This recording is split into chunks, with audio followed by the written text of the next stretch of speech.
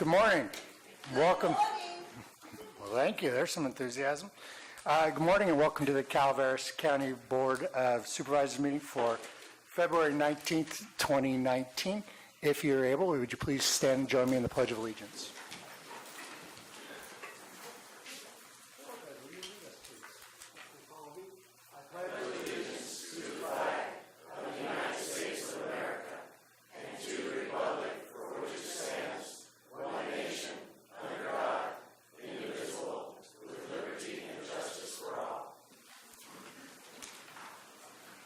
Thank you very much.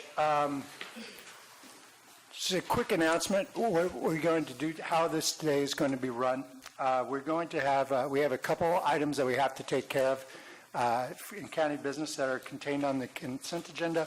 We'll have public comment, which I'd like to remind everybody is going to be for items not on the agenda. So don't stand up and talk about cannabis, but if there are other issues you want to talk about, please feel free to do that. As we go through the day, we're going to do it in a polite way. I expect everybody, board, staff, audience, and public to be respectful of each other as we move ahead. Today's agenda, when we get to, we move on to that item for our study session, I'll speak a little bit more about that. So we'll begin with announcements from board members or staff. Supervisor Mills. Good morning, thank you. 21st, this Thursday at 2:30, Mr. Pack, ribbon cutting out at the Stagecoach Bridge, adding $3.3 million of capital assets to our inventory, and this is the second bridge that has been built in this county in decades. So very much appreciative of the staff for the effort here, and if you'd like to join us, please do so at the Upper Stagecoach Bridge in Diamond 20. 2:30 Thursday the 21st. Thank you. Thank you very much. Supervisor Tofinelli. Yeah, Mr. Chair and board members and members of the public, I will not be in attendance for the full day today. I have to leave possibly around 10 o'clock for some family problems and issues that I have to deal with. So I just want to make you aware. Thank you, Supervisor. Staff. Seeing none, we will move into general public. I'm sorry. Just wanted to announce that the planning department will be holding 3 community workshops on the housing element on next week, Monday. There'll be one next door in Department 1 that's primarily intended to be for agencies and interest groups, but the public is welcome. That would start at 3 o'clock. We have then an evening workshop in Murphy's at the Faith Lutheran Church on Mitchell Lane.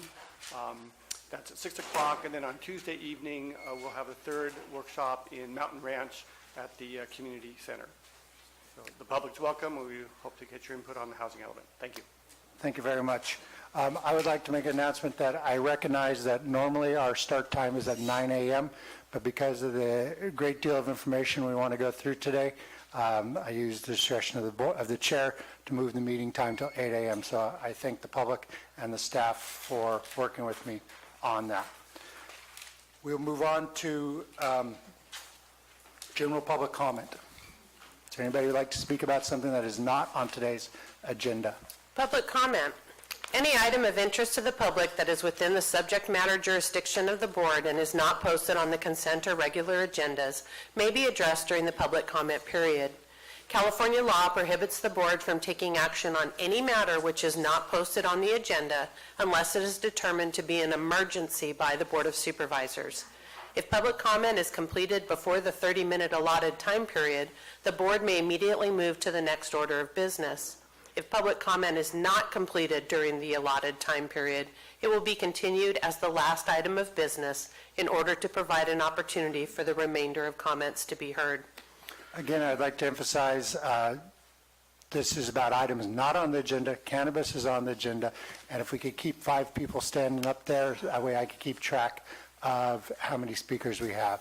We have Mr. Doctor. Please. Yeah, Dr. Prapana Randall Smith, District 4. Last week during the meeting when Rebecca Turner came in and asked for some money from the state, asked for the board to approve, receiving money from the state to revamp the election system.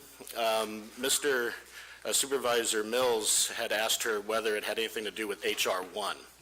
And I thought I would just come in this morning and let the public know what that is. H.R. 1 was a House resolution passed by the new Democratic Congress, covers three broad areas: campaign finance, ethics, and voting rights. I can't go over everything, but here's a quick little summary.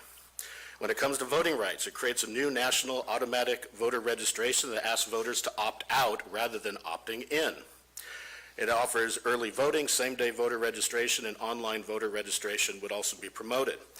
It creates an election national holiday on Election Day to celebrate our democracy, which I think is an awesome idea.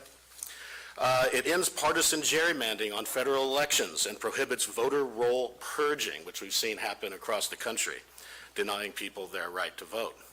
It beefs up election security, including requiring the Director of National Intelligence to do regular checks on foreign threats. When it comes to campaign finance, H.R. 1, it creates public financing for campaigns on a voluntary 6-to-1 match. That is, those candidates for Congress or for president, if they choose to do so, they can accept the 6-to-1 match. So if you give $100 to a campaign, the government or the people will give them an additional $6. The idea is to get the money out of politics. It offers support for an amendment to end the Citizens United decision.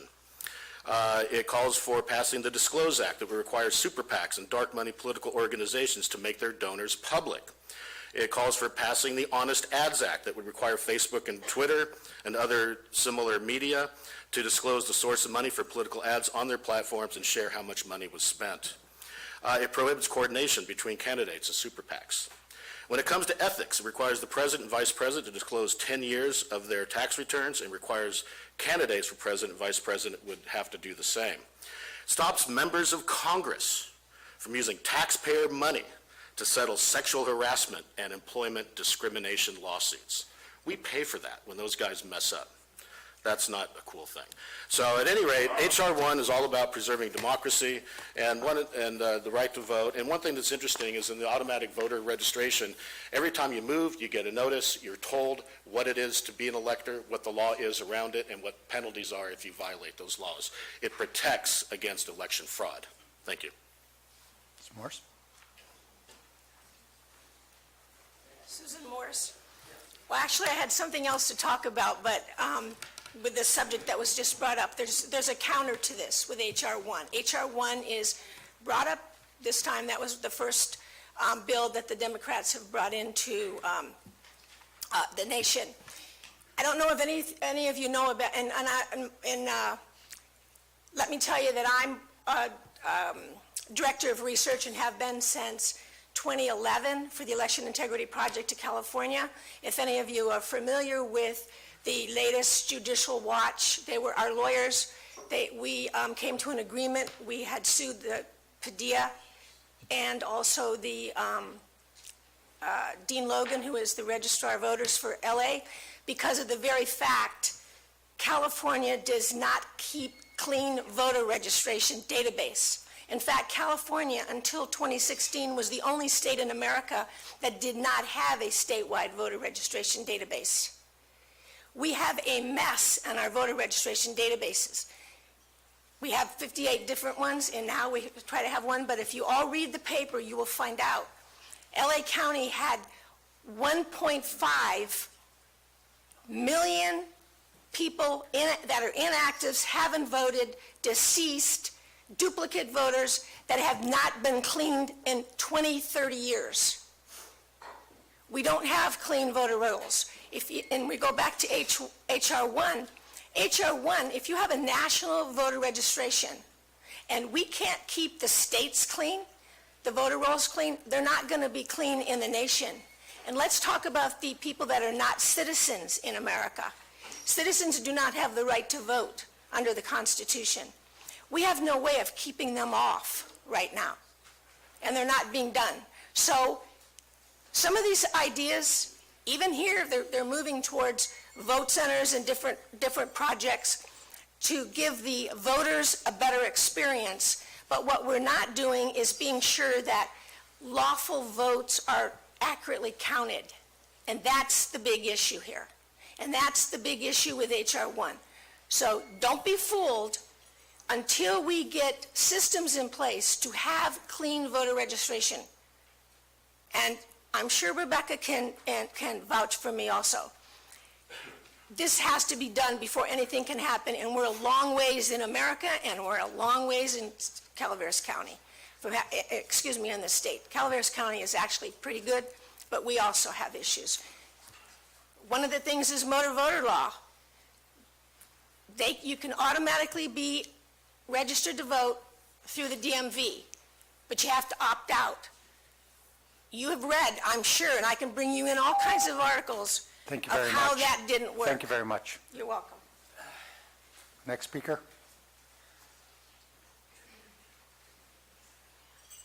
Good morning, everybody. Good morning, Board. I just wanted to say thank you to Kathy Topol for guiding us nonprofits in this county for VOAD. VOAD is a volunteer organization assisting in disasters. We are involved in a nonprofit animal evacuation group here in Calaveras County called CADS, and we are being ignored by our county, not so much the board, but by other entities in our county. And VOAD is going to put us on a platform that's going to make us recognized, and I wanted to personally say thank you to Kathy Topol for doing that for us. We are involved in the Butte Fire. We are seriously helping animals, large animals, and as a animal owner, a horse owner, a chicken owner, dog, cats, I saw the need when it happened and I was injured at the Butte Fire. I could not help. But these people at CADS were wonderful in their horses and horse trailers and the fairgrounds and stuff, and I think VOAD is going to be a wonderful thing for us as nonprofits. Thanks, Kathy. Next speaker, Ms. Newman, or?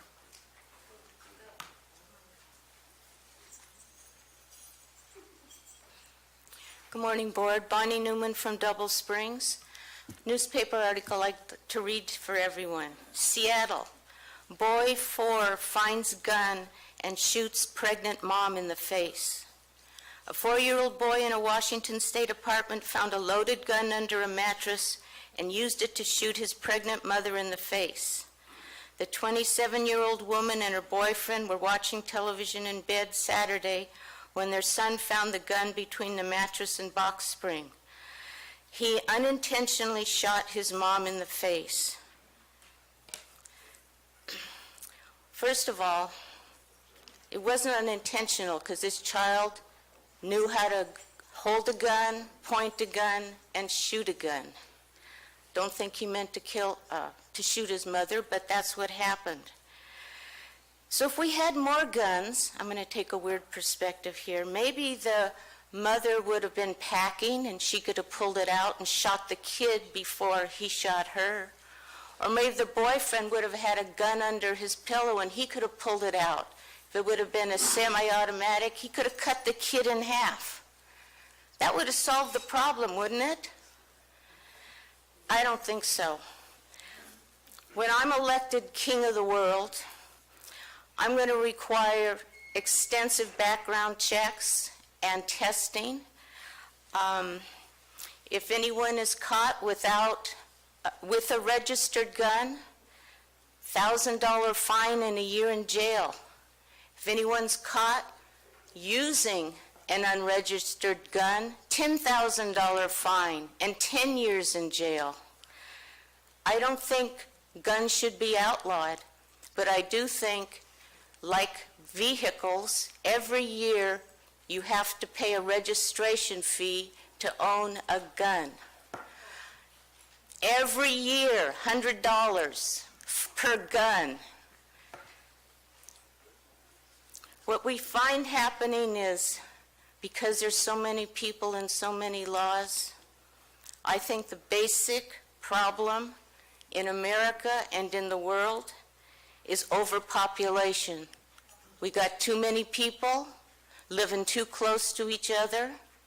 They can't live the way they want because it upsets somebody else. If there were fewer people, maybe we wouldn't have that problem. Thank you. Thank you. Next speaker, and let me remind everybody, to be respectful of the speaker, and I can't always hear sniping that comes from the audience very well because I'm up here. But the speaker can, and it's rude, and let's just not participate in that today. And as things go, I hope we don't have to be strict about that. Sir, it's your time. Sir, to the clerk. Sir, to the clerk. Excuse me, sir. Sir, excuse me, sir. You have to give them to the clerk.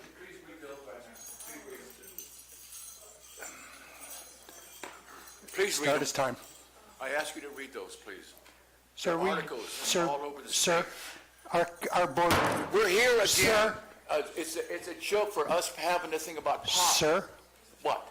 two things. First, we don't pound on the lectern. I can't Second, hear, sir, we don't pound on the table. 2, items go to the clerk directly. 3, if you want to talk about cannabis, you could wait till we get to the cannabis discussion. Is it there? Is it We will be talking about cannabis later on, sir. good? You can have your comment at that time.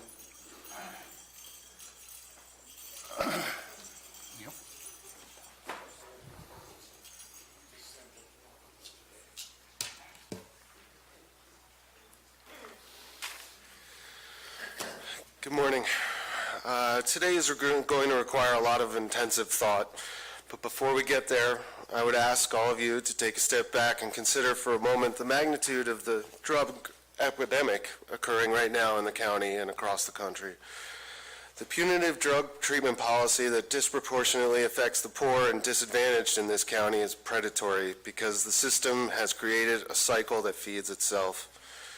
It's come to my attention that a person who had to serve time for failure to complete an unaffordable drug treatment program was prescribed psychiatric drugs by an online doctor at the jail.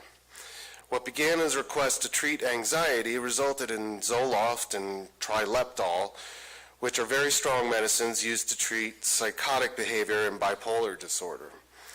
They require dosages be increased gradually to take effect and reduced gradually before a person should stop taking them. Failure to do so can result in severe side effects from psychosis to potential suicide.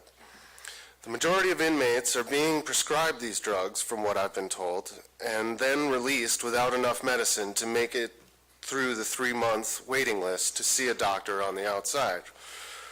When inmates here are released in a disturbed mental state, and what they need most besides prompt mental health care is safe, affordable housing and work, they're immediately disadvantaged because both are nearly impossible to find. We have a major affordable housing problem in Calaveras. A large majority of homes in the more populated areas of the county are held as investments, secondary residences, or occasional tourist rentals. There are very few job opportunities in Calaveras and even fewer for people being sent back into society in such a compromised psychiatric frame of mind. It seems criminal to be drugging inmates only to be discharging them without enough of those same drugs to detox safely at the bare minimum. Amador County has chosen to build an addiction treatment clinic right next to the hospital. They will be treating people and offering counseling services simultaneously. Proactive approaches such as this are much more likely to break the cycle of addiction that leads to increased crime, homelessness, and recidivist prison populations. These are some of the really significant social issues that need attention in Calaveras.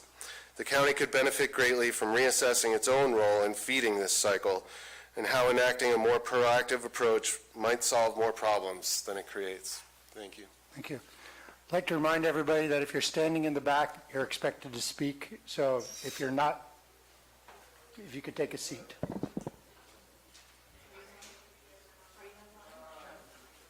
So then you should probably grab a chair. Beth, can you explain them? Thank you. I don't think he Ms. can hear. McBride. Yeah, he can't hear. Good morning. My name is Terry McBride, District 2. Today, I want to come and announce that on March 3rd, Mountain Ranch is blooming again. For all the trials that our little town has been put through, which I think some would have just, well, quite a few did move away, but most of us, many of us stuck around. And we want to celebrate that with a Mountain Ranch is blooming again. It's a seed share and gardening event. I do believe it's one of the first seed share events we've had in this county, and we're behind the ball on that, and this is where gardeners who save seeds come and share and swap. And this is important because it provides for diversity within our plants, because we've lost hundreds and hundreds of types of vegetables and fruits, and by having these seed shares, it allows a diversity, and we all get to try different things, and it's fun to grow something that somebody grew in their garden, and maybe yours will be better, and we all like that kind of stuff. We have some wonderful seed packet donations coming from Baker Creek Heirloom Seeds, Peaceful Valley Farm Supply, and Pine Tree Seeds. So these are basically heirloom and organic because that's really the way you should garden. We're going to have local farmers and vendors there. There's going to be stuff for the children to do. We'll have a nice silent auction. The money that we raise is going to go solely to the Mountain Ranch Youth Alliance and Resource Center, as well as our food pantry up there, because they have been decimated this past year, and this money will help them continue the good work that they do. We'll have lots of gardening tips, gardening craft displays, various transplants available for a small donation. The seed packets are free, and there is no entrance fee. And so I'd also like to thank our sponsors, and that would be All Seasons Topsoil, Rocky Mountain Landscape, Gypsy Green Girl Farm, Heart of Gold Cafe, Mountain Candle Works and Gifts, and Cinders Market and Hardware. And we invite everyone to come, and if you've never gardened before and you don't know the joy of finding worms in your garden and getting your hands dirty and never quite getting the dirt out from under your fingernails, we invite you to come, and we'll even be showing you how to sprout and do microgreens, because some people don't like worms, but they still like to eat good food. And so I'm excited about this. I see it as being an annual event for the future. It's a great way to get kids learning about where their food comes from, the real place the food comes from, and what real food tastes like. And it's just going to be a fun event, and we would like to invite everyone here and everyone listening on the TV there to join us. Thank you. Thank you. Ms. Wicki? Good morning, Board. I want to talk about voting and this myth that immigrants are voting. I think that there was a national study on this, and people are not voting illegally from out of the country. Voter fraud is very, very minimal.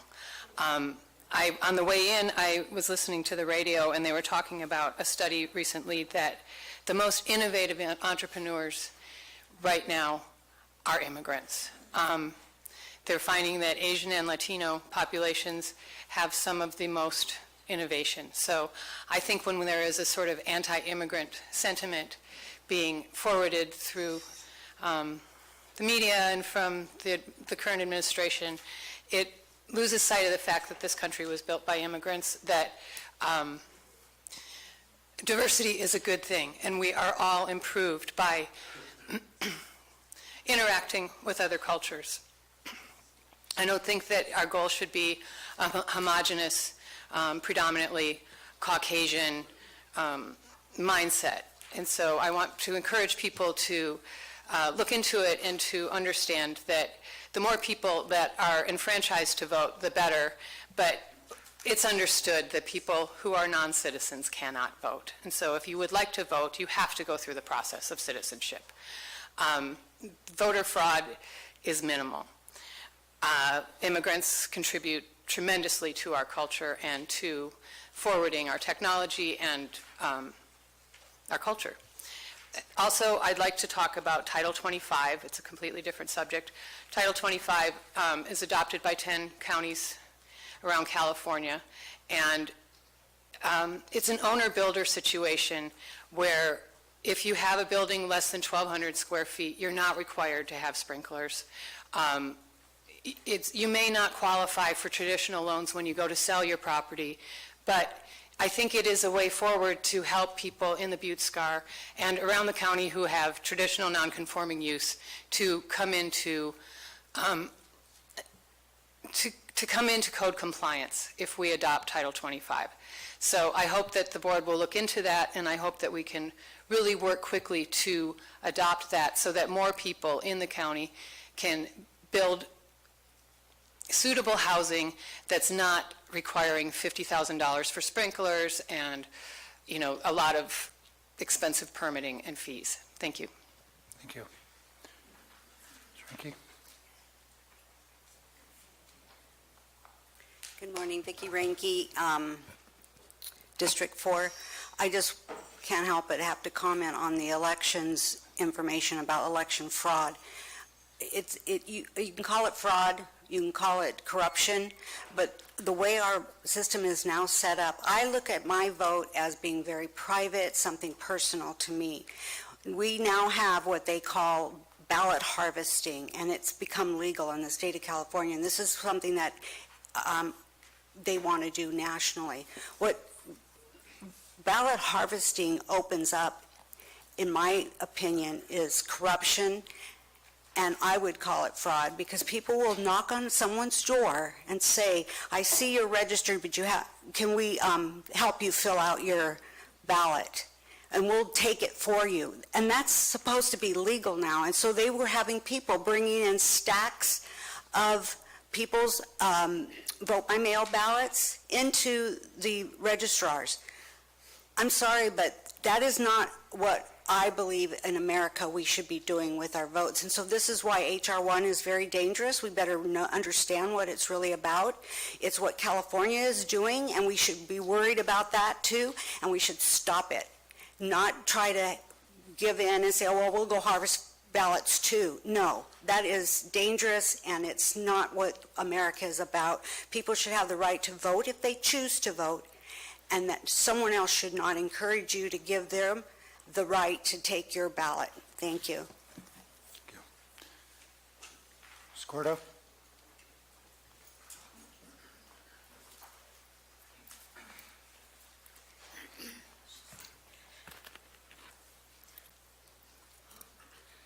I understand someone got shot in the face down in Lodi, and they said it could have been drugs.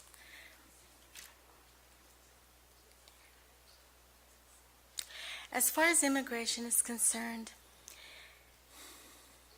when a person becomes to America with our consent, it should be someone that respects our country and respects our traditions and rules. And they need to be vetted. And this is not going on. I understand there's a lot of tragedies going on, and we're going to have one right here. We're going to implode on ourselves if we're not careful. Because of dropping our standards to do with drugs and to do with people that are incarcerated because they've been pushing drugs, and just making a blind eye to it is not the answer. They are going to continue doing what they've always been doing because it's the easiest thing for them to do. We're all creatures of habit. And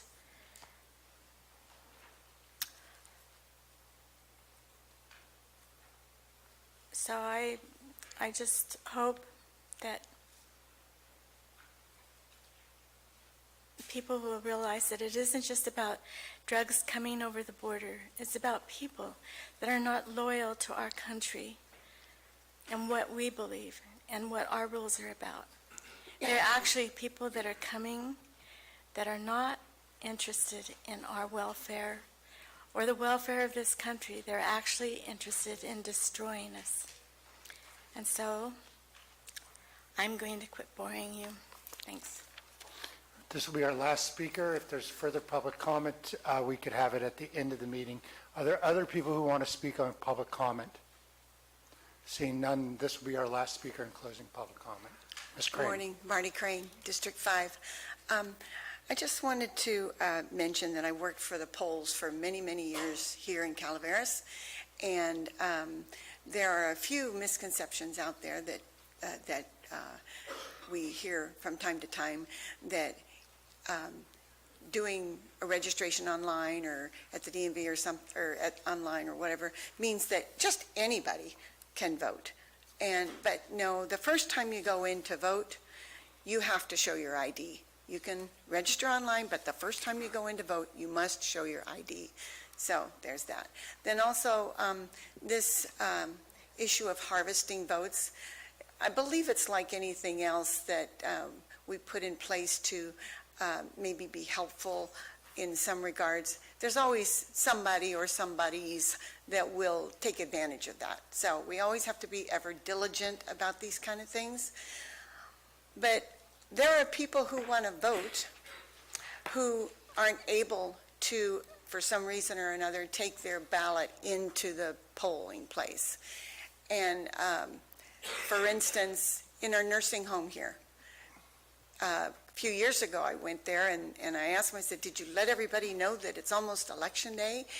And we have a new director now, but that person just kind of looked at me with a stared blank, like, why would we do that? So this last year I went in and they said, oh yeah, we're ready. And there were people there that wanted to be involved in the process. So our elections department, we have a voter access group that meets every couple of months, and we decided to make large print booklets. We took them over there. They were studying. They were great. And I went over and dropped off the registration cards, and then whoever wanted to registered to vote. I took them back. And then when their ballots were ready, I delivered them over, and then they voted, and then they signed and authorized me to deliver them back, and we took pictures. I wanted to make sure everybody knew I was turning them in. And it was on the front of the Valley Springs News. So encouraging people to vote and not putting things up in front of them to make it more difficult, I think is important. And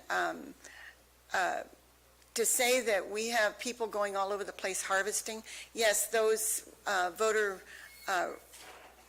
rosters are posted up there, and all parties, all people go and they watch the polls and they look to see who hasn't voted, and then they call them up and tell them to come in and vote or whatever, or they go get them and help them vote or bring them down so that they can vote. So when we see everything is black and white, evil and good, and all that, all we do is divide ourselves up. Thank you very much. Thank you. This will conclude public comment. I'd like to encourage everybody to sit down, grab a seat unless you plan on speaking. This gentleman in the back seems to have a challenge hearing. Perhaps somebody could explain that to him. Thank you very much. Sir, we're done with public comment for the day. We'll move on to the consent agenda. Could I make it? I thought the meeting was supposed to start at 9. No, sir, it began at 8 o'clock. Began at 8 o'clock. Is there going to be agenda item comments? Yes, sir, there will be agenda item comments. There's still no sound out there? No. Thank you. And there's about 15 people and there's not 15 chairs. Okay, thank you. Consent. Trevor has it out there. Consent agenda items are expected to be routine and non-controversial. They will be acted upon by the board at one time without discussion. Any board member, staff member, or interested party may request removal of an item from the consent agenda for later discussion. Any board members wish to pull an item from the consent agenda? Seeing none. The public? Seeing none. Is there any public comment on any of these items? I guess we don't have to do that, but is there a discussion from the board or a motion? So moved. Moved by Supervisor Callaway to accept the consent agenda. I'll second. Second by Supervisor Tofinelli. All in favor? Aye. Opposed? Passes 5-0. All right. Regular agenda. Let me explain how we're generally going to operate this meeting today. There'll be two phases to the meeting. We will first begin with a presentation by staff where we'll discuss the urgency ordinance and get their opinion on, we'll begin to study this issue. Lots of questions from the board. At the end of that, we will have public comment. Following public comment, we will come back together, and we will decide what direction this board wants to go. We'll go through a series of questions if we decide to move forward, and we will have public comment again. So there'll be 2 bites of the apple for everybody. I'm going to insist that everybody act with great decorum today and restraint. People tend to get excited during the subject. Some of us have been up here for a couple years and been through this dance before. And so I hope and I expect everybody to show the best side of Calaveras County and how we work to, as a community, come up with consensus as best as possible. This is a study session. There is no final vote on any ordinance for, against, or sideways today.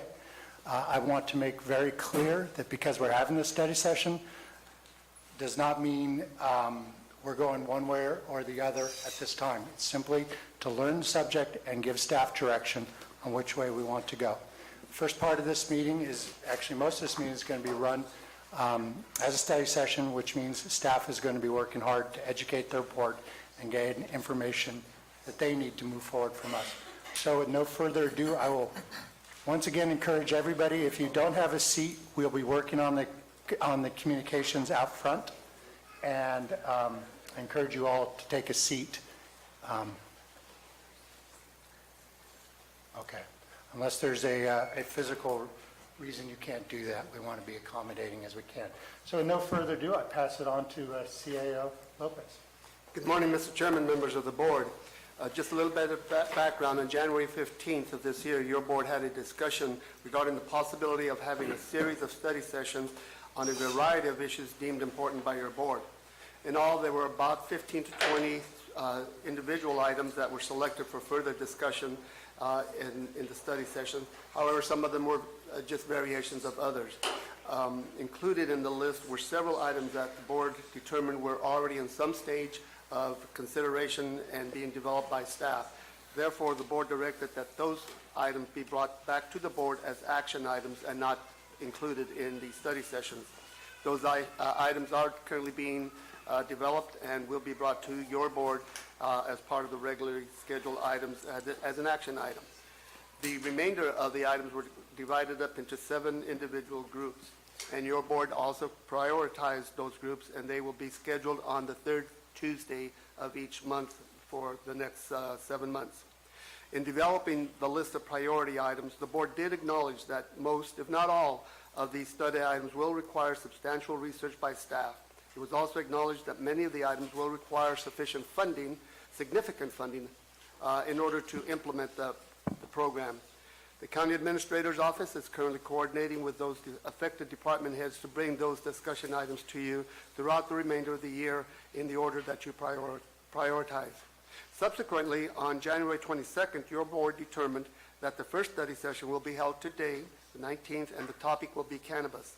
Your Planning Director, Mr. Peter Maurer,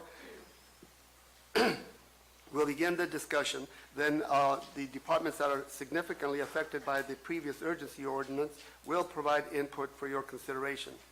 Upon completion of the presentation by county staff, there are a number of fire chiefs that I understand would like to address the board on this issue, and we recommend that you hear their recommendations, and then public comment can follow. I want to emphasize, Mr. Chairman, that the staff is not seeking either approval of any specific item today. Staff will present the board with its research, professional perspective associated with implementing a new cannabis program. It is our intent to present the relevant aspects of implementing a new program with no intent to either support or oppose the program, but to provide you with sufficient clarity of the issues to enable your board to make a well-informed and well-considered decision as to whether or not to direct staff to proceed with this. Should the board decide to direct staff to develop a cannabis program, it should be kept in mind that other ongoing work currently being performed might be affected. There is no way at this time to quantify that impact to other staff activities. Staff is hopeful that it can meet its established target date for those other major projects, and I'm thinking specifically here about the general plan update. But it should be kept in mind that with or without a cannabis program, any number of unforeseeable events could cause a delay to any of those projects. Also, should the board direct staff to proceed with the development program, there will be substantial cost incurred by the county. At this time, neither the cost of implementing the program nor the funding is identified. Prior to the development of the program, if directed to proceed, staff will develop cost estimates and provide one or more funding options. Finally, Mr. Chairman, it's suggested that you allow, that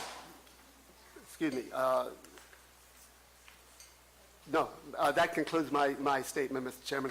Apologize, I got lost in my notes here. That concludes my opening comments. Should the board have any questions of me, I'd be delighted to try to respond. Otherwise, I would turn the mic over to Mr. Maurer.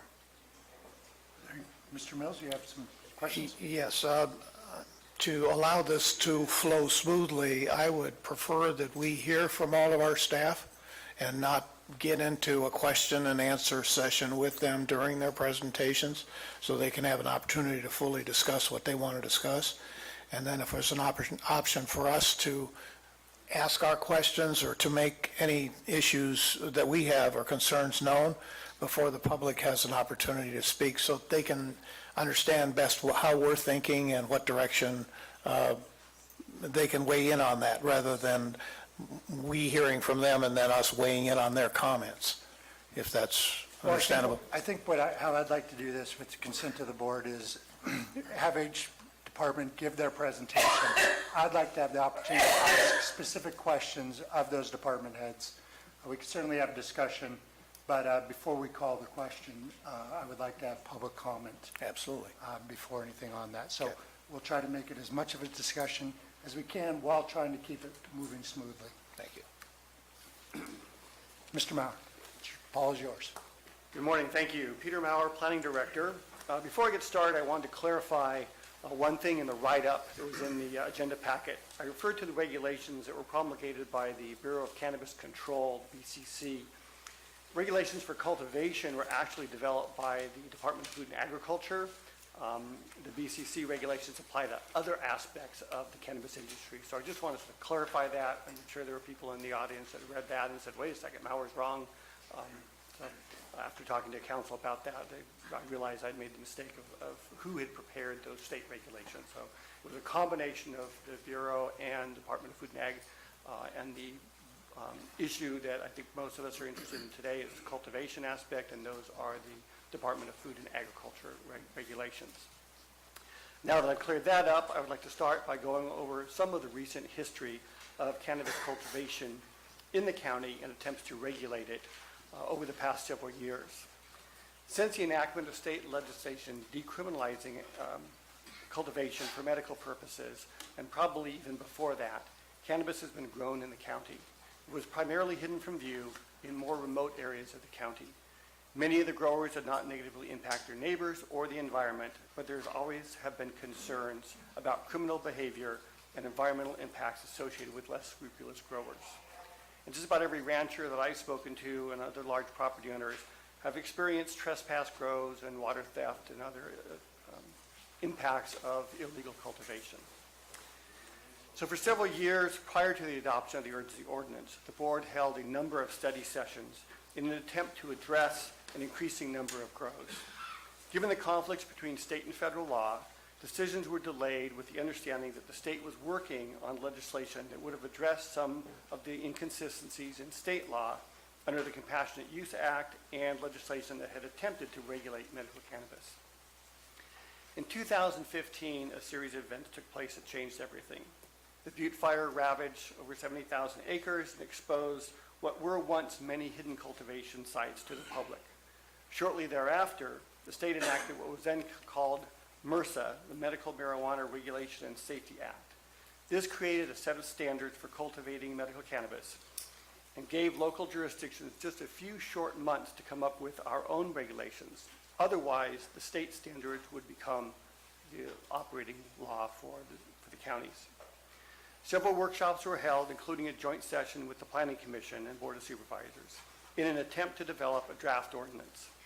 In the meantime, the word got out that Calaveras County was going to allow and regulate cultivation, and the land rush was on. Subsequently, the state law was amended, eliminating the March 1st, 2016 deadline for adoption of local regulations. That removed the urgency nature of the ordinance and kicked it into the CEQA review process. But many growers continued to flock to the county, with one realtor telling me that 95% of all land sales during that time were to cannabis growers. The board then identified a need to put something into place to stem the tide, and after several all-day sessions, they adopted the urgency ordinance on May 10th, 2016. That ordinance attempted to do several things. Primarily, it was to freeze land disturbance and new cultivation, and the establishment of new cultivation sites. It was supposed to prohibit anyone from coming in and establishing cultivation sites after that date of May 10th. It created a registration program for the pre-existing growers to ensure compliance with state and local regulations. These standards included requirements for proof of cultivation prior to May 10th, demonstration of compliance with state and local health and safety as well as environmental standards, required background checks, and securing documents like a business license, a seller's permit, and other documents. The urgency ordinance established a 50-day time period to register the supposed pre-existing grows ending on June 30th, 2016. Based on estimates provided by law enforcement, our own observations, and from some of the growers themselves, we expected 200 to 300 applications. What happened, though, was an inundation of almost 740 applications, some legitimate, many bogus, that completely overwhelmed staff from almost every department in the county. Part of the problem was that the registration process differed from a normal permit process. Cultivation was allowed to continue and even begin prior to approval of a registration. In a normal process, you apply for an application, you review it, it gets approved, then you get to start building or start your map process. This was not the case with the cultivation registration program. The county did not have the ability to conduct timely inspections of sites to ensure compliance or timely review the applications due to the staff shortages and lack of other resources. There were many purposefully dishonest applications that were submitted to circumvent the process and to essentially hide in plain sight. And finally, the appeal process was abused to delay compliance and enforcement, further eating up staff time.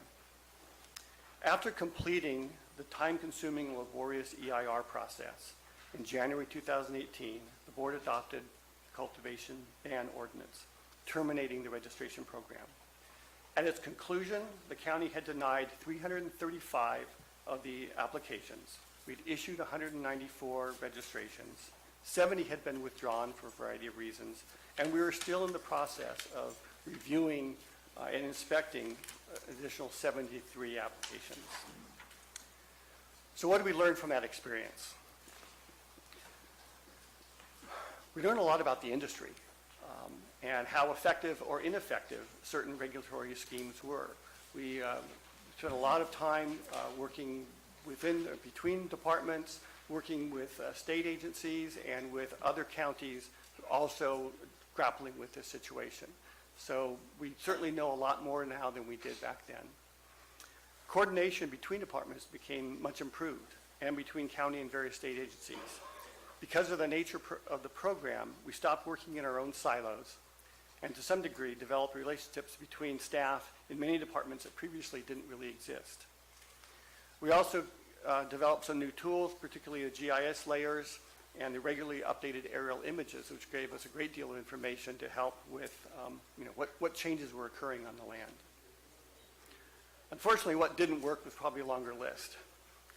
In a nutshell, we were unprepared. Even if we'd only received the 200 to 300 applications that we'd expected, we did not have the staff, the training, or the equipment and technological resources needed to process those applications in a timely manner.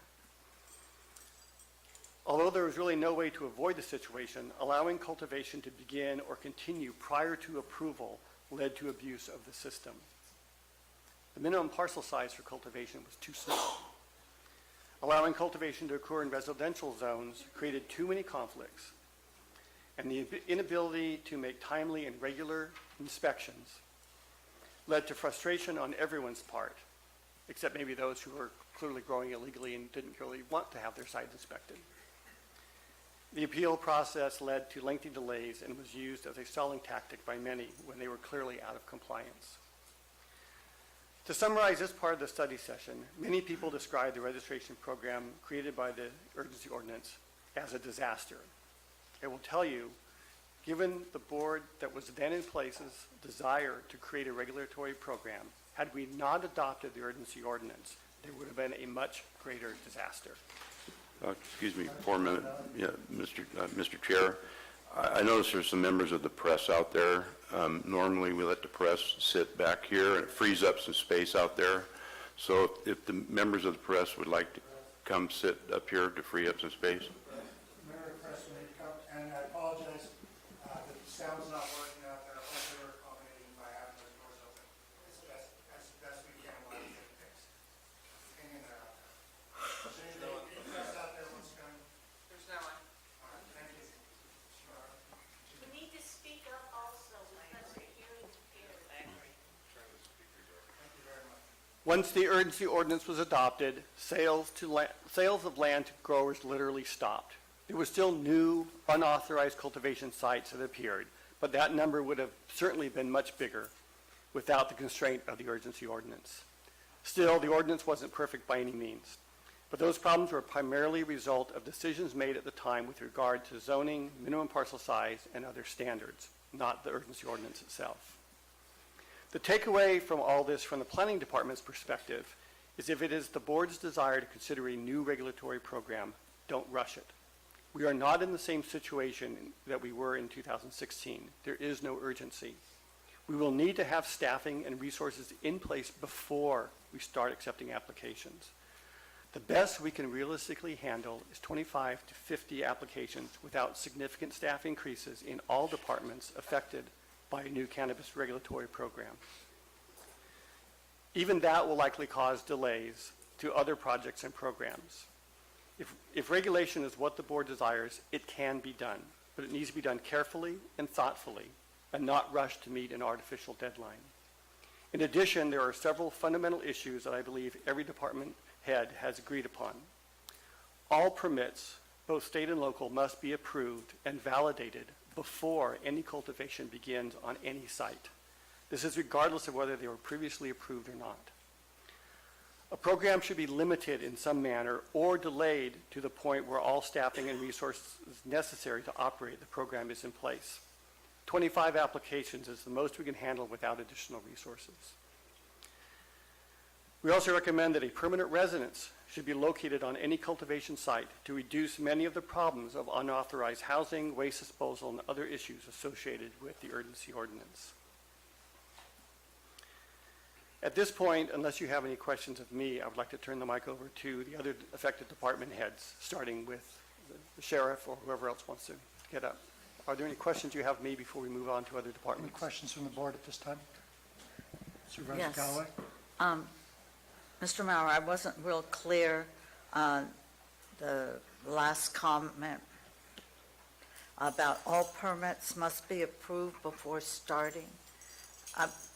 Could you repeat what it is you're saying on that? So, under the urgency ordinance, we basically said if you're growing now, you can continue to grow and we'll process your application to determine that you meet all of our standards.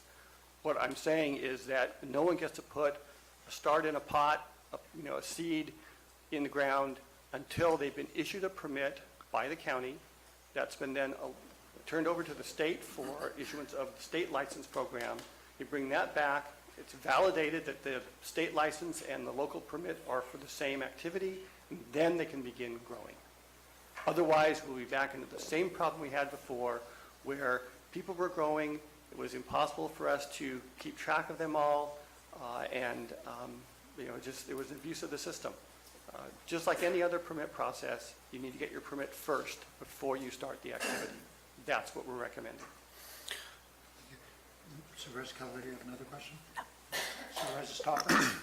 I do believe through the BCC and new regs, that's part of the requirement with the state provisional license. So that's the county agreeing with the state on regulations, correct? When it comes to not having anything that's not a nursery size plant, I believe that's put in the state regulations already.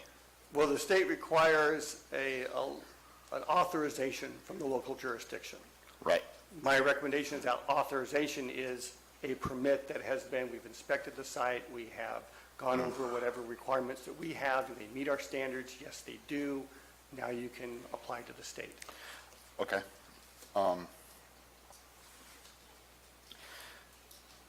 When you were going through everything, you said that there were 73 applications that you had been viewing and processing. Were those ones that just left in limbo? They never had state temp licensure? Where were they? Because of the urgency ordinance allowed for someone to register their existing grow.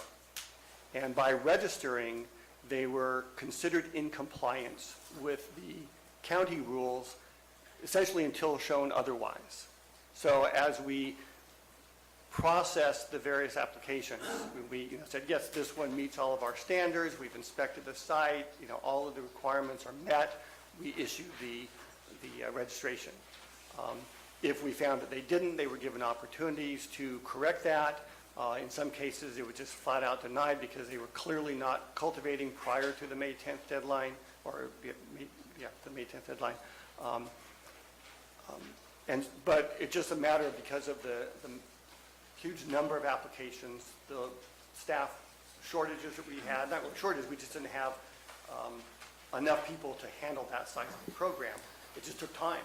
And it actually was, 2 years that those are just the ones we hadn't quite gotten to yet. For whatever reason, there were difficulties getting out to inspect them. They just were the last ones we grabbed off the stack, just a variety of reasons that they were considered authorized to cultivate by the county, and some of those did receive provisional or temporary licenses from the state because they had the registration application in process with the county. We don't know if they would have been issued not a permanent, but a formal registration by the county, because we don't know what the end result of that inspection and our review would have been. But they did receive state licenses. Thank you, Peter. Supervisor Mills, you have another question? My first. Oh, sorry, first question. Good morning, Peter. So you're wanting to follow the same patterning as with any other land use decision. If it's a case of doing a conditional use permit process, then that's the process that would be followed? That would be our recommendation, certainly, yes. Okay. And that would include a necessity for their own decisions on impacts and review of those impacts to that specific parcel? Are we going to go back to a blanket EIR? This is a question. Well, I think that's a decision that we need to consider, and that's probably something that we address maybe in the afternoon or the second half of the session if we decide to move forward. What type of permit do we want to have? Is it a ministerial type permit? We have a list of standards. If you meet those standards, then you can qualify.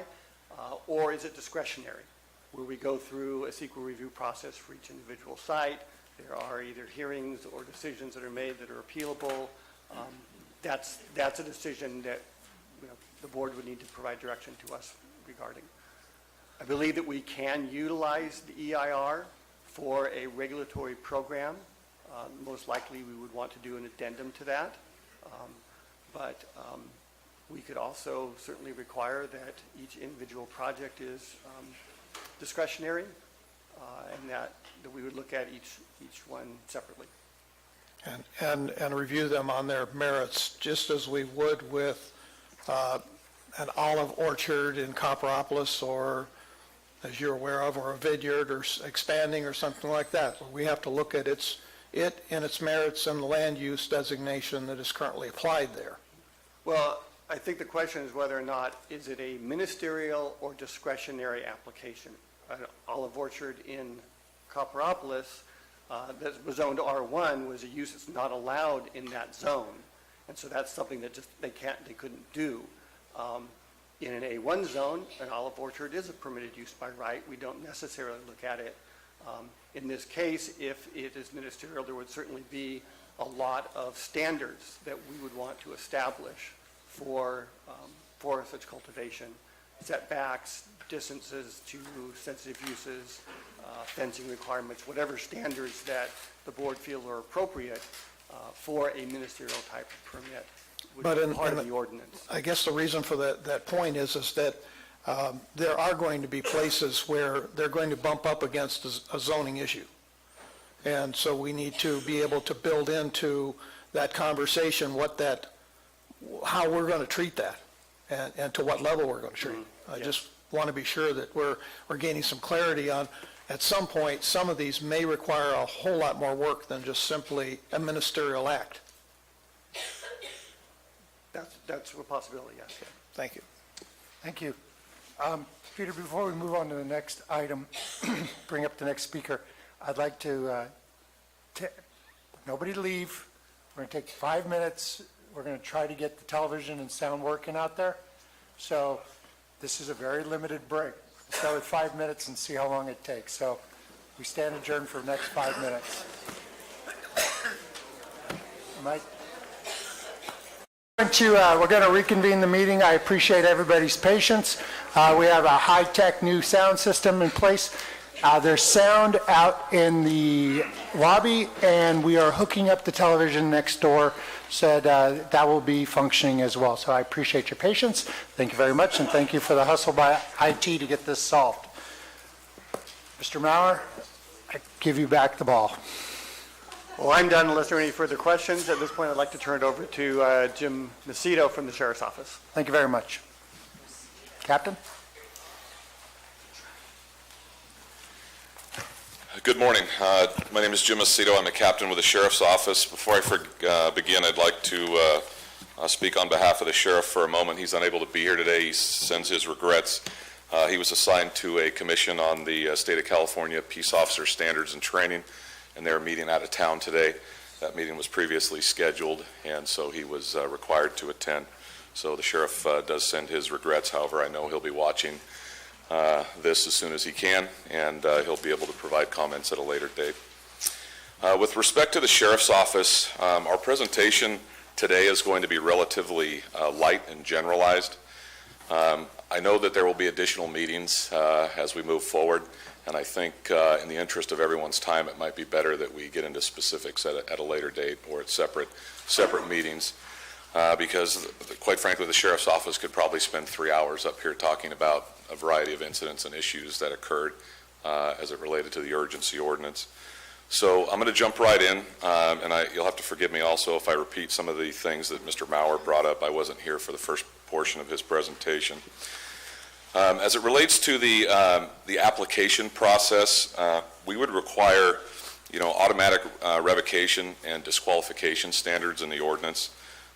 More specifically, growers are disqualified from applying or the application if criminal activity or cultivation related to marijuana occurred during the interim ban and implementation of the new program. That includes arrestees of illegal cultivation who may not have been the actual previous registrant of a grow. Failure of the Sheriff's Office background check should also be an automatic disqualification, not a suggestion or a recommendation to the Planning Department. They should be disqualified from a registered grow in any capacity, and that includes their employees. I want to be real clear by that. We do not want that process being vetoed by another department. Any illegal substance found, illegal activity, or failure to pay fees and taxes shall be cause for a permit to be revoked. Those include violations of the Health and Safety Code, prohibited illegal pesticides, herbicides, or rodenticides, and failure to abide by state or other federal laws. The Sheriff's Office is also recommending that any county department shall have the right to deny a registration. Each county department has experience and expertise in their own field, and they should have the right to make recommendations. I believe that's consistent with other business practices that the county has. As an example, the Sheriff's Office reviews permits to sell alcohol in the county. However, environmental health also does inspections as it relates to the restaurant portion of the business. When it comes to revocation of an existing commercial marijuana cultivation permit, there should be a requirement that all commercially grown plants be destroyed immediately. We had some issues as it related to delays and destroying plants during the urgency ordinance process. Another significant issue that we confronted was the registrant must be on site at the cultivation permit. The actual registration, we want them on site or available to be on site or to be contacted by phone. The registrant must be able to respond in person within roughly 2 hours of a request. And more specifically, we do not want attorneys being permitted to represent growers at inspections. And there's a lot more to do with attorneys that were inserting themselves into issues during the urgency ordinance process. The residence requirements and right of inspection, a mandatory lawful permitted residence should be on site where cultivation is occurring. The residence must be occupied by the actual registrant responsible for the site, documented on the registration, and pass the required background check. Code must enforce camping and RV ordinance violations. Workers should not be housed in substandard living quarters. We want to reduce the amount of substandard living conditions that were existing during the urgency ordinance.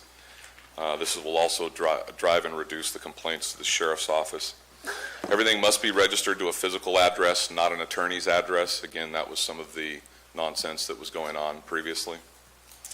And the right of inspection should be approved and with the issuance of a permit, meaning the sheriff's office should have the ability to come in and do inspections upon the applicant receiving a permit. As it relates to the rural residential issue, the sheriff's office is opposed to cultivation in rural residential areas. That's where a lot of the strife and problems, and even in some cases violence, occurred. While we have some strong opinions about the actual parcel size, we fully recognize that decision is up to the board.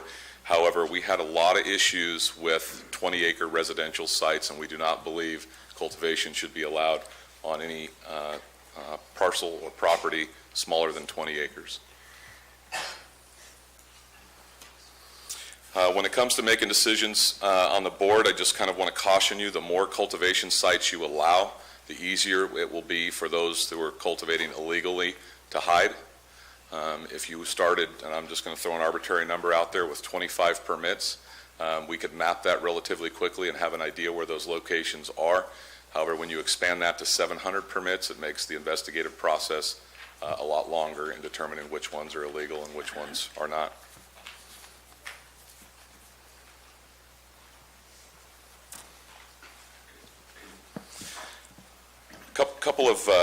Couple of issues, and I just kind of want the board to understand some of the struggles with this project as it related to the previous urgency ordinance, but I could see this moving forward again to this newer process. Normally when you start a project, you have a budget in mind, and you kind of try and work within that budget. The problem that we are struggling with, and we discussed this in the department head meeting, the budget's really going to be driven by the program that the board establishes. Obviously, the more cultivation sites you have, the larger the workload. So we're not going to be able to provide a real solid basis on what the impacts are going to be to the sheriff's office until we have a chance to review some sort of crafted temporary ordinance. And we also are going to need to know what the overall cultivation size is as far as the grows that are going to be allowed, the numbers and the parcels. I think all of those decisions are going to drive the budget significantly. So it's difficult for us to even establish how much staffing we're going to need until we know what the board's going to do as it relates to numbers of cultivation sites. And we have no idea really what our equipment needs are going to be, again, based upon what's developed by the board.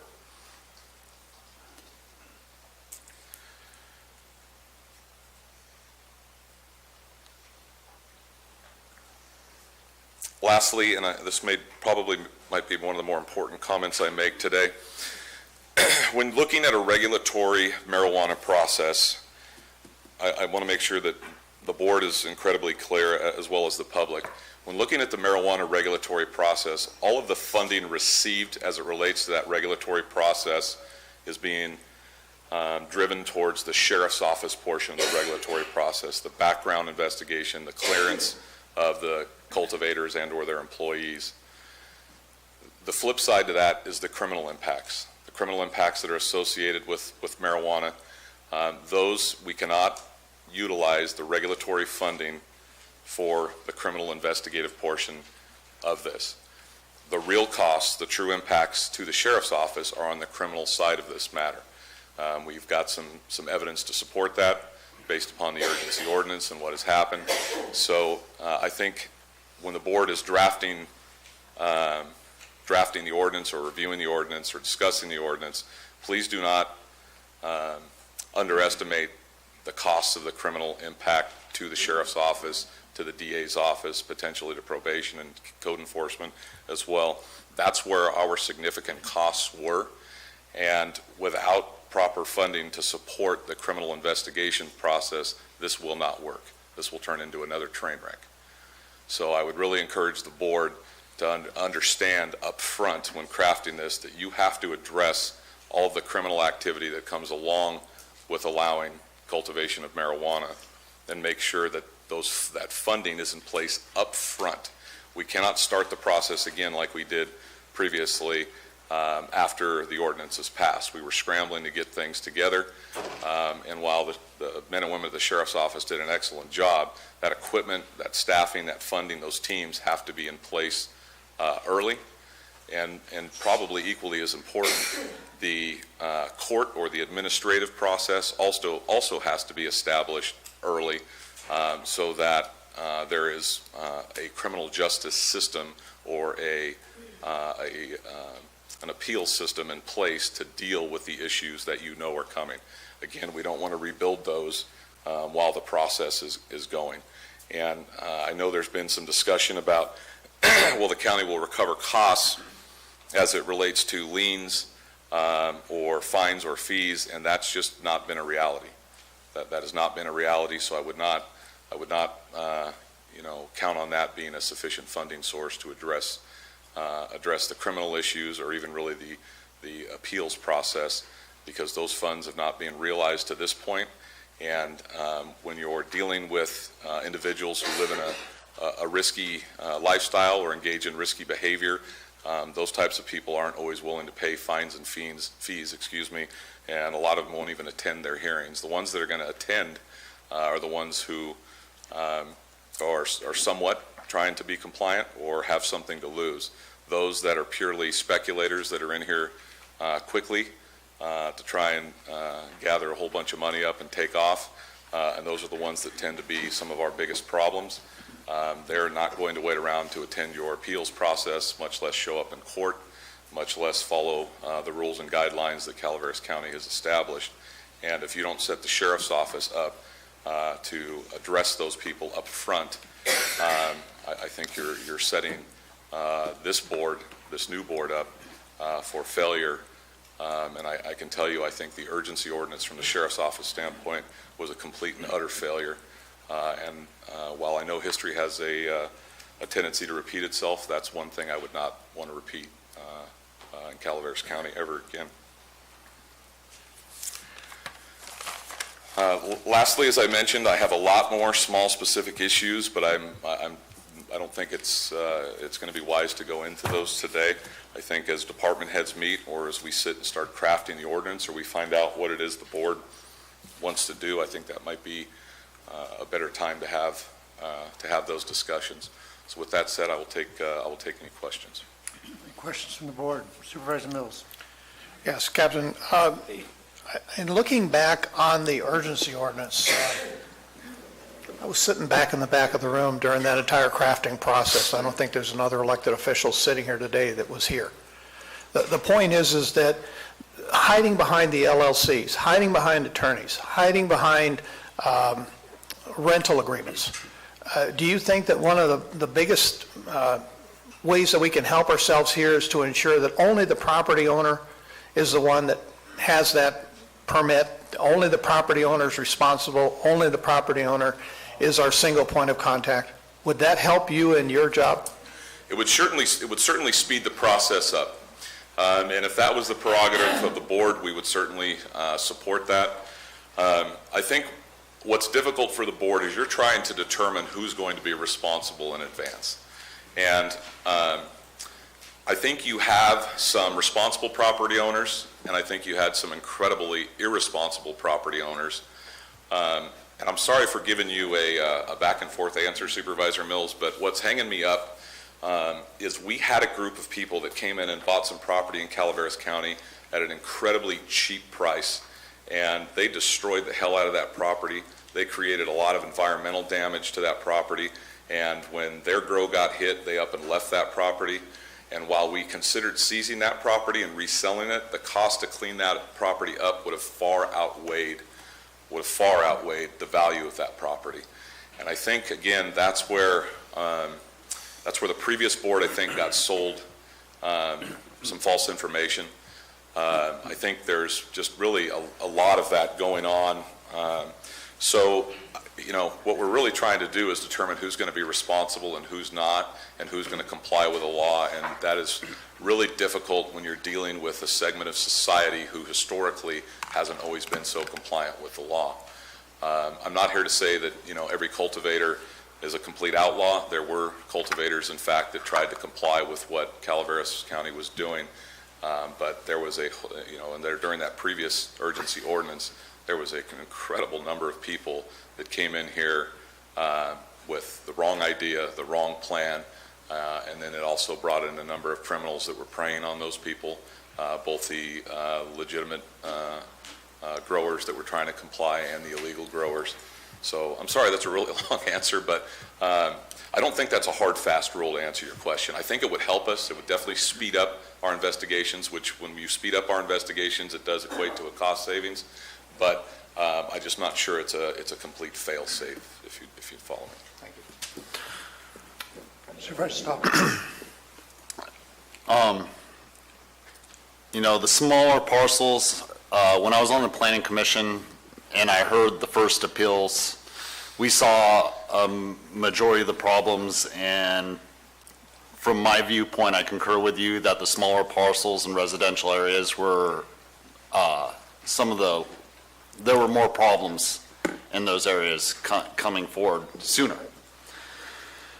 On a couple of things that you had brought up, the attorneys on site, when they're there, are you saying that, because everyone has right to representation, so are you saying that you want the owner and the attorney there at the same time? I'm saying we don't want the attorneys there, and let me clarify. Let me clarify. There are attorneys that show up to represent their client's best interests. Easy, everybody, easy. There are attorneys that show up to represent their client's best interests, and then there are attorneys that show up to try and manipulate the system that the county has set up in order to regulate a process. I have no problem with somebody seeking representation as long as that representation is legitimate, legal, within the law, and trying to conform with the county's policy. That's not what I'm talking about here. I'm talking about people specifically lying about the address of their cultivation site and utilizing a P.O. box or an attorney's law office. There are manipulations that occur and extra steps in the investigative process for the sheriff's office to secure criminal search warrants to attorneys' offices. It requires a special master. It requires extra steps in the process that are a greater cost to not only the sheriff's office and the county. I've been in law enforcement 25 years. I've dealt with plenty of attorneys, and there is nothing wrong with a legitimate attorney representing the best interest of their client as it relates to criminal matters or regulatory matters during the process. However, you have attorneys engaged in this business that do not share that same opinion, and that they are there specifically to manipulate the process. And that's what I'm asking the board, or I'm encouraging the board to try and avoid.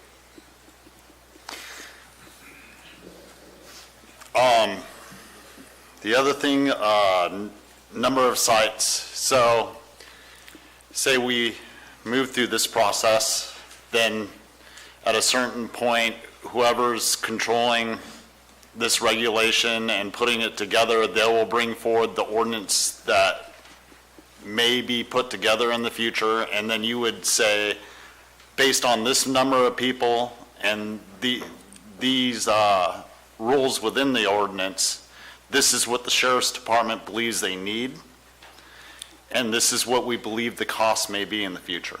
Correct. How long do you think that would take you after the ordinance, if it were to come to fruition, for you to process? Anywhere from a couple of weeks to a month, probably. Okay, thank you. Supervisor Stefano. Morning, Jim. Good morning. Going back to Supervisor Mills' question about property owners, if the board goes down the path of not requiring or going past not requiring the owners to be the ones that hold the permit, would it be beneficial and speed up the process if the applicant is not the property owner, that they are required in the ordinance to have the property owner's approval, and not just approval to grow there, but the approval of the site map, the size of the plot, where the water's coming from and the drainage and all of that, their approval before anything else is processed? Supervisor Toffanelli, we actually have already looked into this matter, and I think it'll be probably time to get into this later, but to answer your question today, yeah, we want notarized permission by the property owner so that we can avoid having some of the site brokering that went on last time, some of which, by the way, and I'm not sure that the new board members are aware of this, we had site brokering activity going on last time where people were brokering private property that they didn't even own. People had rented property out that they didn't even own or legally possess to other cultivators, and we had landowners showing up in their property asking what in the world is going on and who are all of these people. And can I take a quick step back to address the attorney issue? Because I want the board to fully understand why we want the cultivator there. When we arrive, we have specific questions that we want to ask in order to determine the legality of the grow or what's going on. And you can only imagine how frustrating it is when you have an attorney there standing there saying, I don't know, I'll have to check with my client who's not here. I don't know, I'll get back to you in a day or two. When you have 25, 30 people, you have National Guard on standby, you have other people. Do you understand the expense of leading up to an investigation, and then you finally arrive and you have an attorney there who's refusing to answer your questions or being evasive? That's why we want the property owner there, or one of the many reasons, I should say. Supervisor Stopper, Supervisor Callaway. Captain Macedo, the state has very stringent rules regarding security measures and enforcement. They do background checks. Is the best practices with all those counties that have already allowed this, excuse me, wanting the same thing that Calaveras does? I mean, if the state does a background check, what is it that Calaveras would be doing? Do other counties do that? And why would we want to duplicate something, pay for something that's already being done? And then the other is the security. The state codes are pretty strict on what security looks like. So I guess what I would want to see from the sheriff's office, are there other security measures that are different or outside or more onerous than what the state has for security measures? And I'm not really clear what are the best practices that are going on, because it seems like if we do this, what are we doing to make it work versus if we do it, what are we doing to just continue to put roadblocks in? And so that's why I guess I'd like to see what is it the sheriff's office would want in terms of security measures. So. Okay, I'll answer those 1 through 3. With respect to the backgrounds, the state versus Calaveras, there are issues relating to the state background process that are not very localized. The state background process is very, very general in nature, and the state gets to decide what they choose to disqualify people for as opposed to local authority and control. Our background specifically asks questions geared towards those who would be disqualified that are intentionally trying to mislead the background investigators, so we added additional questions. And the Calaveras County Sheriff's Office was going, we were basically taking things a step further to look at those people that were essentially being dishonest, that were either utilizing a straw person to conduct a clean background at their benefit, and then we had some people that were disqualified due to criminal activity from outside the state of California that we had to reach out to some of our partners in order to find out the truth. So that's why we want a localized background process. It also allows us immediately to know who's there and who's supposed to be there and who's involved, as opposed to trying to check with a database or check with Sacramento, which, as you can imagine, can be difficult at times. With respect to your security question, and I think that's a good question, we've already internally discussed that, and it does depend on whether the county is going to allow outdoor cultivation or just indoor cultivation, because the security measures, I think, are different. But we want licensed, private, uniformed security at all cultivation sites. We want camera systems in place with a minimum requirement on the retention of the video footage, so that if there is a crime at that location, we could go back and take a look at who perpetrated that crime. Again, I have some other notes on that, but I'm not going to go into all of those today, but those will be included in the Sheriff's Office recommendations, as should the board decide to craft an ordinance. We will be including those for the board to review. With respect to number 3, the roadblocks concern as far as putting too many conditions or too many issues up for potential cultivators. Supervisor Callaway, I get it. If you put too many roadblocks, why comply? And my answer to you is public safety is really the Sheriff's Office primary responsibility. And with respect to the urgency ordinance or history in Calaveras County, I do not believe that public safety was properly addressed, neither at the outset nor at the conclusion of the urgency ordinance. And I would hope that anyone who or any governmental entity that made a mistake early on would want to correct those mistakes.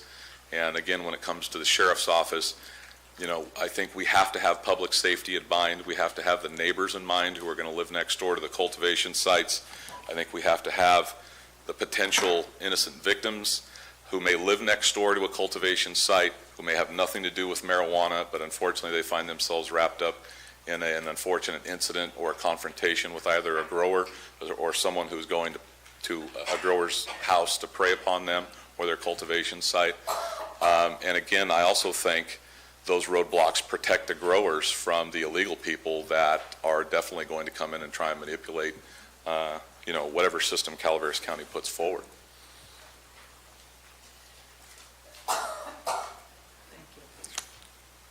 Seeing no further questions, thank you very much, Captain.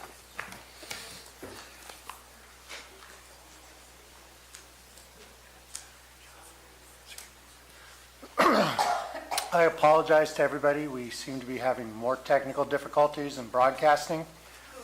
We will take a 10-minute break. I will not act as if this will take 5 minutes, and reconvene at 10:10. Thank you very much.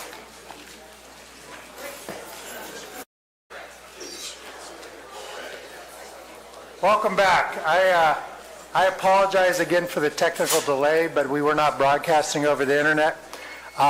To people who are just tuning in, we will post the entire meeting we'll upload it up after this meeting, but I believe we're broadcasting now. Again, thank you for your patience, and we'll continue forward. Peter, see if we get our momentum back. Whoever's next. Who's the next department head?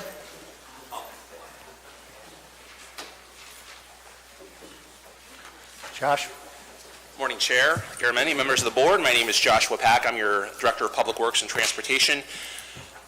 Before we get started here, I've taken a little bit different approach today to talk about some of the things that didn't work for Public Works as part of the previous urgency ordinance, and then talk about some of the things we'd recommend if this board decided to move forward with an ordinance, what we think would help ensure or maximize the potential for success. As the county administrative officer previously mentioned, we don't have an opinion on the approach that you will take. Our goal today is to educate and inform both the board and the public on procedures and policies that could help maximize chances for success in the future and to highlight some of the failures from the previous ordinance. So looking at Public Works, we have about 4 different areas that we have concerns with. My goal is to introduce those briefly, a little bit of background on why they're important and some of the issues we had. So grading permits was one of the things that we had issues with. Grading and permits are important. And by the way, for background, while building looks at grading permits as far as pads and pad construction of buildings, Public Works is responsible for grading on the remaining portions of sites. And there's 2 major issues with us when it comes to grading. It's drainage concerns as well as soil stability. Every time you go in and do an illegal grading, you affect the drainage on the parcel. That could negatively impact numerous parcels downhill from you, especially if you're high. As folks know, water runs downhill. So it's something we need to be concerned with. Some of the issues that we faced during the urgency ordinance, frequently we came across illegally graded parcels with poor or insufficient grading. As part of that, we did not, and you'll hear this as a theme, we didn't have a mechanism in place to sufficiently deal with that or to bring those into compliance. We had impacts to drainage area, drainage patterns, which affected neighboring parcels. At some sites, we had improper compaction, meaning that if down the road, if that was used for some other use, that could impact safety. In the rare cases, not that this happened frequently, but if folks brought in imported borrow, if they brought in extra soil, we don't know where that soil comes from. If that soil is contaminated, it couldn't have environmental impacts. All of these required significant efforts to deal with, to mitigate, and there was no funding mechanism to help reimburse some of these efforts. And again, as you've heard as a highlight by sheriffs, planning, and others, the impacts to this affected our ability to deliver our core services to the public. Focusing on encroachment permits. Encroachment permits are important, and that's having legal right and legal access to county roads. That helps us control the public right-of-way. It also ensures that when access points are put in, not only are they done properly, but they're also done safely. It helps minimize the risk to the county, not only to us as a whole for liability, but also for our roads and our infrastructure. This not only includes roads, but it also includes drainage and related to the draining of county roads and county property. Again, similar to the drainage issues, we had many illegal encroachment permits that were done after the fact with no mechanism in place to bring those into compliance. We also had unknown methods of construction. So when someone does something illegally, do you have them go back and dig it up and redo it again, or how do you determine that if it was done? How do you identify that it was done properly and done legally with the appropriate structural design?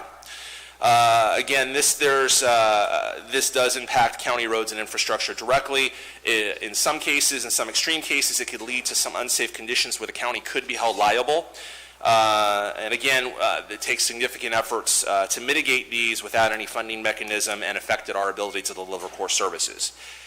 One aspect that there were considerable concerns and issues as related to emergencies and other issues is legal access. Not every parcel necessarily has legal rights and legal access. If a parcel, for example, is on one road and takes access off another road, they may not only not have legal rights to do that, it could also impact emergency procedures. If someone's going to an address of a parcel and their road's actually on a different road, it could negatively impact the ability to respond to that issue. So as I mentioned, it ensures proper readdressing in case of an emergency or other issue. The other thing is when folks take illegal access off private property, it diminishes the private property rights of those who currently have access to that. That could require extensive efforts of the private property owner, usually through civil court, to resolve those issues. We do get involved with that because the county has to determine in a lot of cases whether they have legal rights. The county surveyor is a lot of times involved with that to determine that. And again, a recurring theme, no mechanism in place that prohibits the private use of owners without legal road access rights being brought into compliance. If there are issues, if we do issue a permit or issue rights without having that legal rights, the county could find itself in having some liability. And again, significant efforts to mitigate or deal with that without and affecting our ability to deliver core services and without having the structure or the resources in place to do that. And finally, one little adjunct that affected our road maintenance division was the eradication of illegal cannabis. Why is that so important? Because illegal cannabis grows must be not only disposed of properly and safely, but quickly, and in strict accordance with the law. And from time to time, the sheriffs did ask the road maintenance division to assist them in the eradication efforts. When our maintenance crew is asked to do that, since it has to happen quickly, we have to stop our other work, which further impacts, in particular, we've talked in the past about a lot of the things we're trying to do that impacts our ability to deliver those core services. There are unknown health risks and exposure to our maintenance workers. And as well as we do have Class A drivers who are frequently drug tested. So I don't have the science behind this, but if I have Class A drivers involved with illegal substances they are tested for, does that increase the exposure of them to being positively tested for a controlled substance as part of their testing program and potentially affecting their employment? Are the maintenance workers eradicating it in a legal manner? Our road crews are good at clearing brush and clearing debris. They're not well versed in eradicating cannabis. There are some concerns, and I can't speak to, the sheriff would speak to more to this, but is there any risk from potential criminal activity? If our road crews are removing large amounts or their opportunity for retribution, I haven't heard of this frequently, but as someone who cares deeply about my road crews and what they do, that's a concern that runs in the back of my head. And finally, again, no significant mechanism to help fund these resources, and it affects our ability to deliver services elsewhere. So shifting into if the board decides to consider a future program, here's some things that we highlighted that could help in that process, at least from our side. Number one, in coordination with the planning department and others, we do agree that there should be some policies in place that require approval by the state or by the county different departments before a grow is allowed to commit. Just like building a house, you wouldn't allow a house to build without having their permits in place first.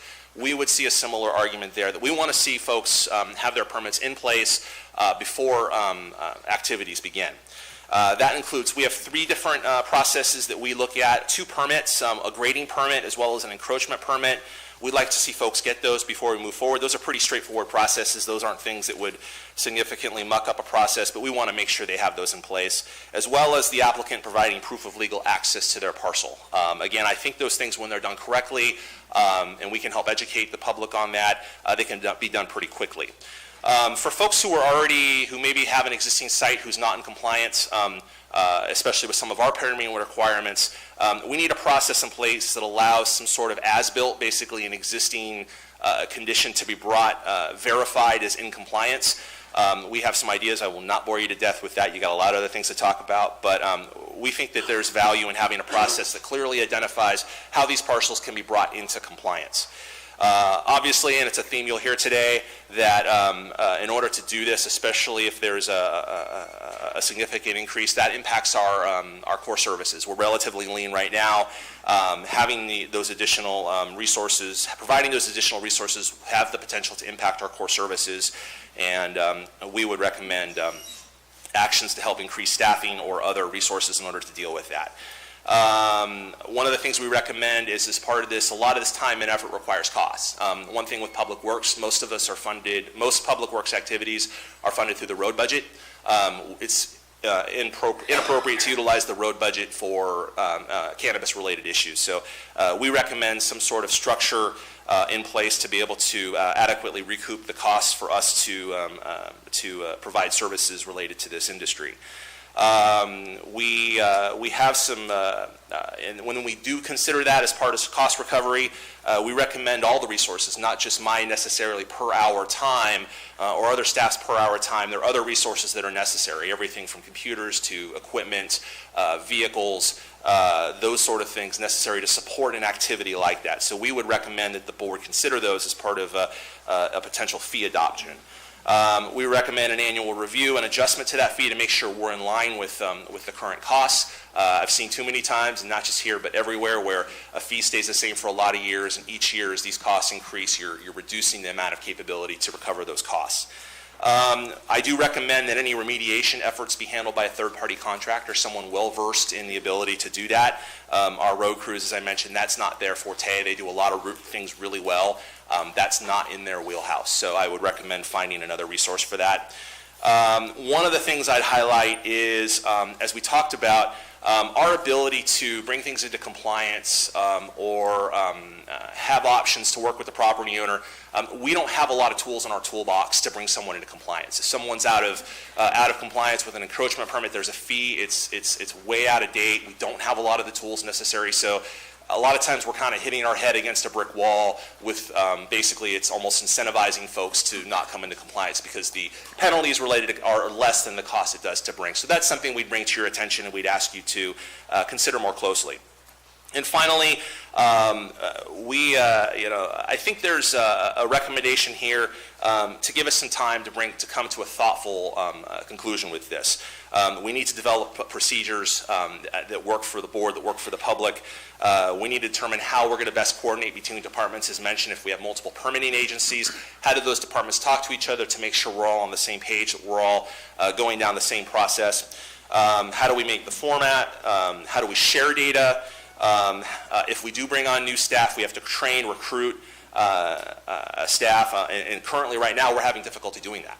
So I have positions that have remained open for years because I can't recruit people. So now we're going to have to recruit a lot of new people, which will be an issue. And I think most importantly beyond that is through my prior experience in other agencies, there are a lot of people who do want to come into a compliance. And so we want to make sure we have the adequate resources to train, educate, and inform the public for those who do want to come into compliance to make sure they're doing that, that they have the tools necessary to do that.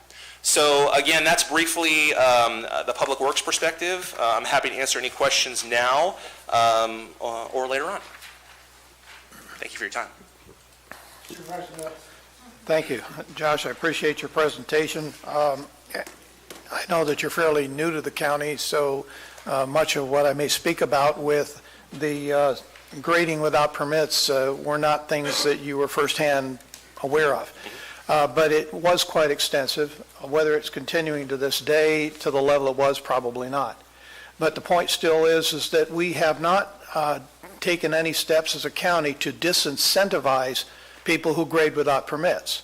In other counties, if you do that, and you're aware of those, you put that ground back to native, and then you come back and talk to us. We need to provide some kind of a mechanism to be sure people understand the seriousness, not only to the property, but to their neighbors and to the watersheds when they're denuding properties of vegetation and making these. I know we're in the process of working on an SWMP. Okay, acronyms. Stormwater Management Plan. And that needs to be a critical component. If we ask for forgiveness later by creating an as-built, have we really done what we've needed to do from our side to ensure that the neighbors' properties are not affected? And that's a great concern on my part to say these as-builts, I would love to see them gone. I would love to see us say you blew it, you didn't get the permits, you got to go start over. I guess maybe that's just more of a comment than a need for a response. That is a comment, and I just want to highlight, despite the fact that I've been here 4 months, and I may not be fully vested in the prior process, I do come from a county who also had significant cannabis issues. I spent 2 years as a marijuana abatement hearing officer for that ordinance, so I've seen the same questions and concerns on both sides of the public. Grading was certainly an issue in my county. We had similar issues with some of the procedures. This is not unusual. Calaveras is not the only county that doesn't necessarily have this structure in place to adequately deal with these issues. I will say that I do agree in some cases as-built permits can be extremely difficult or nearly impossible. I think there are other cases that we can do it. I think it's a case-by-case basis, but I think if we do establish a policy to do that, it needs to be very clear and it needs to have strong teeth and enforcement actions if they can't come into compliance. So then the next question has to do with damage to roadways, because during the urgency ordinance, we had a lot of water trucks running on our county roads. And also I had a local road district complain that they were getting no cost recovery for the damage to their roads from heavy equipment, not just from water trucks, but also from other heavy equipment on their roads. That's a concern because we're not seeing a cost recovery to keep those roads in place, especially in those areas where they're vulnerable anyway because of our lack of maybe timely maintenance. So is there something that we might be able to do on that? Yeah, Supervisor Mills, there's a couple of different things, and I want to highlight that there's difference between a public road and a private road. And when oversized vehicles go on either of those, obviously with a public road, the county is responsible for maintaining it. The issue of cost recovery for the impacts to that is an issue that all counties and cities are dealing with. That's something the board could consider as part of a fee structure for the permitting process to help offset the impacts to roads being affected by the activity. That's something that's within your purview and certainly could be open for discussion. Private roads are different. Private roads are maintained by residents. They're not maintained by the county. Under a perfect agreement or under a utopian world, everyone gets together and pays for their fair share of maintaining that road on their own, whether it's annual maintenance, whether they have a homeowners association. I have seen in my previous jurisdictions that there are some responsible folks who help do that, and there's a lot that don't. And so the impacts to that are disproportionate of other maintenance to other more residential uses. How that's handled, the county is traditionally not. Counties are traditionally not involved with that. It's private property disputes related through the courts, usually through civil procedures. I don't have great action or direction to the board on that, except that should be under your consideration if an ordinance is ultimately drafted. And how I would speak to that is with PR 4290. I mean, the counties adopted that back in 1992. So if we're going to talk about road widths, road grades, turnarounds and all of that, that is a larger discussion for all of the roads in the county, whether it be private or not. That as we look at projects or we look at additional land uses, that planning and everybody else has to have, the board has to come to some consensus that that is an important issue. Supervisor Mills, I agree. For folks in the room, 4290 is the fire code standard. So there's the fire code in the state of California requires minimum widths for roads. That is certainly within your purview to discuss how future development of parcels, especially on private or public property, how they address that. I do want to highlight that one thing I did not discuss today as part of my discussion was fire safety. I'm hoping or anticipating that someone from fire will talk about that. If they're not, I'm happy to come up and talk a little bit more about fire. More broadly, though, that is a concern, and that's, I think, one of the concerns you'll hear from fire and others is how do we adequately protect ourselves in the event of a fire or some emergency. There's a lot of things that go into that. One of those is making sure not only do we have adequately safe and maintained roads, but secondary access to make sure that vehicles can get in and out in case of emergency. Again, that starts encroaching on areas far beyond this discussion, but it is a worthwhile discussion if the board chooses to move forward. Thank you.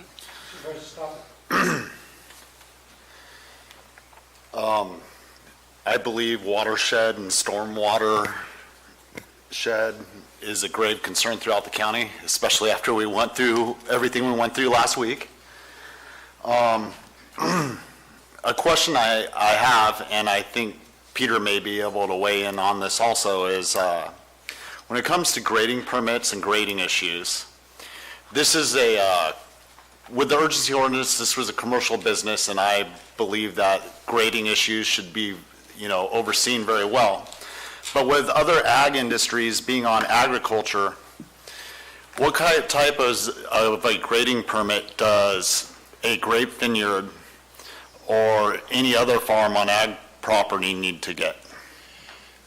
So I'll touch briefly on that. If Peter has anything to add, he's more than welcome. So right now, the requirement is 50 cubic yards or more of moving of dirt. So if a commercial use or if a vineyard or anyone comes in and they move more than 50 cubic yards of dirt, they're required to get a grading permit.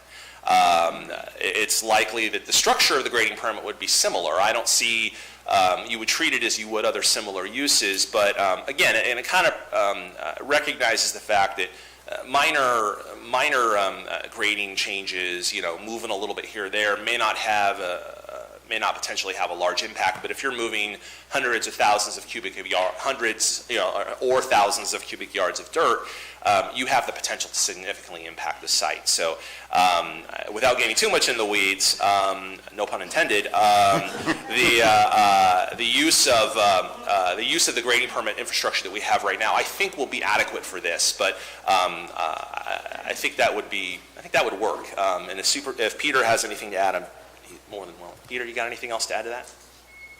I guess not. I don't really have anything to add to that. I think that what we saw with the grading for cannabis cultivation sites was quite different than what we saw for a vineyard or an orchard. They were, basically flat terraces where, for the most part, plants were put in pots, while a vineyard or an orchard or other agricultural activity, there's some minor contouring of the site, but it's not a full-scale leveling of the site. So that would be the primary difference that I've noticed, in working on this issue. Okay, thank you. Supervisor Callaway. Mr. Pack, I don't see a lot of the things that you brought up any different than any other project. Encroachments are the same. Access, illegal access. I mean, we've had a lot of drama in this county about that. So it isn't, I don't see, or if I'm hearing you correctly, Public Works would be wanting funding to help with this. And I guess I don't see for most of what you said, I mean, illegal access, encroachments, those are pretty pro forma things that we do with any, whether it's a house or whether it's a commercial or an ag. I'm not seeing where you're requesting something different for this than you did for the others. And then one other, an imported borrow material, and we want to test it and et cetera, et cetera. Do we do that for other projects that need, you see signs saying dirt wanted because they want to do whatever they want to do? Do we require that for those projects as well? I don't remember. Yeah, let me answer both those, and I'll take your second question first. First of all, yeah, we do test when they're bringing in significant amounts of imported borrow. Now, if someone's on the side of the road going, hey, I want some dirt, and person A talks to person B, I mean, we're not, inserting ourselves into that process. When we are looking at significant amounts of imported borrow, we test, and we test ourselves. So if we bring in an amount of dirt on a public road, we're going to test that soil to make sure it doesn't have any lead or other contaminants. And so it's the same, it's a pretty standardized process. It's something, and that's not frequent. Most folks these days in the construction industry, folks in the construction industry know this, is you try to balance your cuts and your fills. You try to take soil over here, move it over here, so you're not having to import a lot. But in the few cases that it do, yeah, you do test it. And you test it for a number of contaminants. You make sure not only for contaminants, but for structure. So if you put a lot of clay in there, it doesn't have the same structural capacity as other types of soil. So these are all the things we look at, in particular if you're going to use what's called structure soil, so soil that's meant to hold up structure. So that's something that we do look at. Going back to your first question, I think you're correct. A lot of the issues that we've talked about are not wholly unique to cannabis. you see these sort of issues that run the wide range of commercial and residential services in the county. The one thing I would highlight is that the services necessary to meet the potential expansion due to cannabis are on a level of magnitude significantly higher than what we provide now. So without giving you any very specific numbers that I don't have in the back of my head, I mean, we'd be looking at order of magnitude jumps double to triple of the amount of permits we currently issue as far as encroachment. As far as grading would be at least 3 to 10 times as much. So it's not necessarily these are new activities. It's just that we'll be asked to do so much above and beyond that we're going to have difficulty meeting our benchmarks to be able to process those adequately. Assuming grading is required. Assuming grading is required, absolutely. And not all these permits apply to everyone. If you're doing work on private property, and you're not doing a lot of grading, Public Works may not even be significantly involved in your permit. So each one's unique. Each one's a little bit different. And this is a little bit of a worst case scenario. If we get a large amount, the 700, let's say, for example, that Peter brought up earlier, everyone's doing encroachments, everyone's doing grading. I mean, yeah, that has a potential for significant impact. So again, my goal today is just to inform you the potential impacts that could occur with that, without giving an opinion either way on which action to take. The one that you brought up that I thought was interesting about providing third-party contractors and not using road crews, and they are not to leave District 3 as long as we have these storms. Thank you. Fair enough. And please, they've done an awesome job. Thank you. Yeah, I agree. I appreciate it. I totally agree. And taking care of my half of Avery Sheep Ranch is just perfect. I thought that had some validity. Did you experience that in other counties where the road crews have been asked to help with eradications, and did they hire third party? Yeah, so we did. My previous jurisdiction, we had an ordinance in place for 4 years. It was permitting. It was if there was eradication, a lot of times the sheriff would ask us to provide that service. Again, it was the same issues that I identified here, the same issues I dealt with in my prior county. Having to pull off site, having to find remote areas. You just can't go next to the busiest road in the county and take care of it. There's going to be a line out the door. So you have to find remote areas. You have to find areas that are not well traversed, areas that are secret that other folks don't know about. So those are all, that takes considerable time and effort. Then you have to dig the hole. You have to, usually you burn it and then cover it. Even that necessarily, in order to fully eradicate it, takes considerable time. You can't throw a match on it, wait 10 seconds and put a little dirt over it and call it a day. So you have to burn it, you have to burn it completely, you usually cover it. And I'm probably not fully describing the entire process, but it would usually take us an entire day and a road crew staff in order to go do that. So did you hire? No, we did not at the time. The eradication at the time was not as frequent enough to require that. So we were able to do that with ours now. The sheriff, I believe, a little later on had hired someone separately. It wasn't through Public Works, so I think they had some folks that were also doing that for them. But we were doing a fair bit of that eradication for them. So the last thing, you talk about cost recovery. Are there not mechanisms in place now for cost recovery when these issues come up? Not with the prior ordinance, there wasn't. So a lot of the services that were being provided were provided through our core operating budgets. So that's something that we'd have an interest in. Yeah, go ahead. No, could you give me an example? I mean, if somebody has an illegal access and they have to correct it, it's their cost. I mean, for an encroachment, they pay Public Works a fee for an encroachment permit.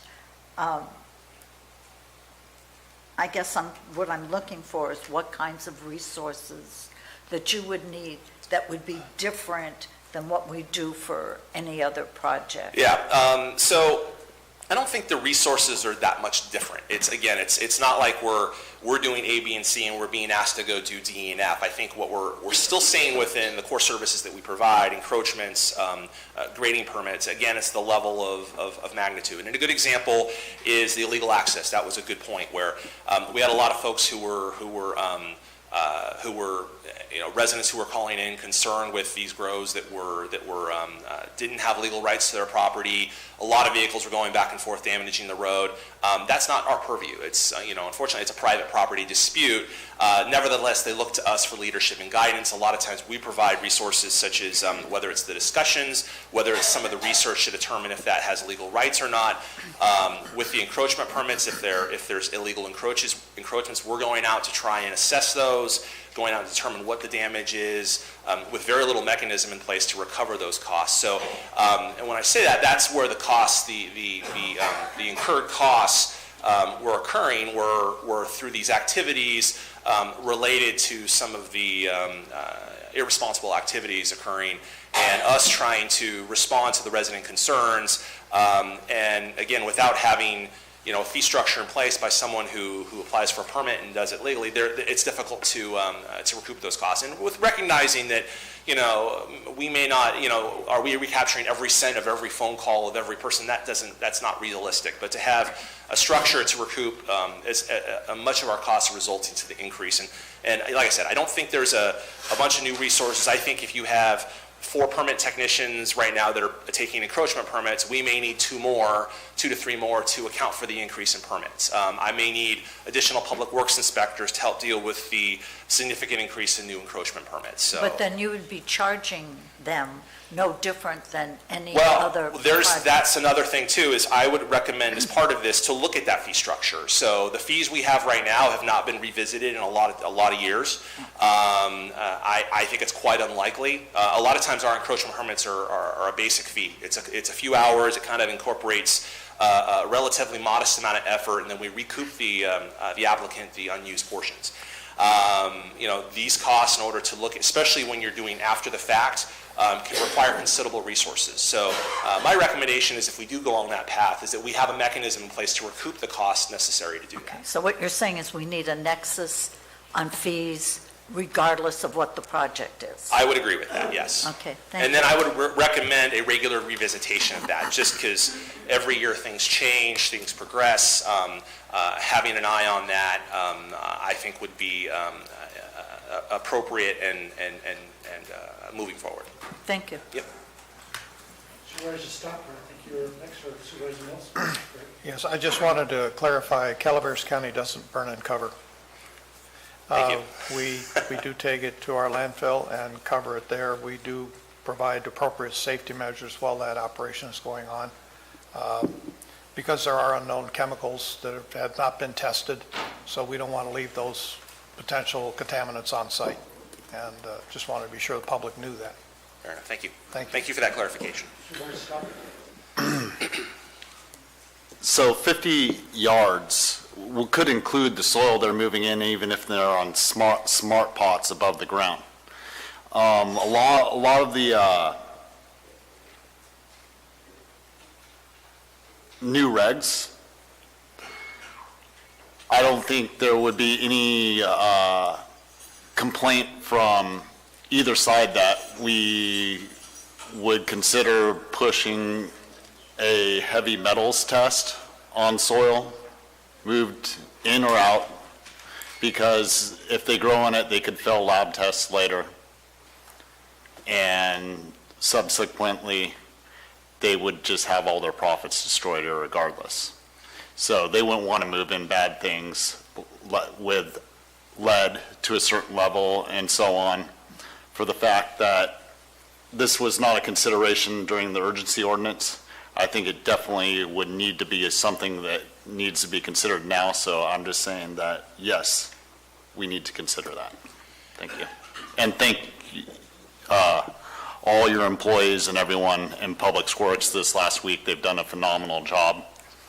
I want to agree with Marita on that. I don't know, I was just given a road complaint. Could you plow a certain road?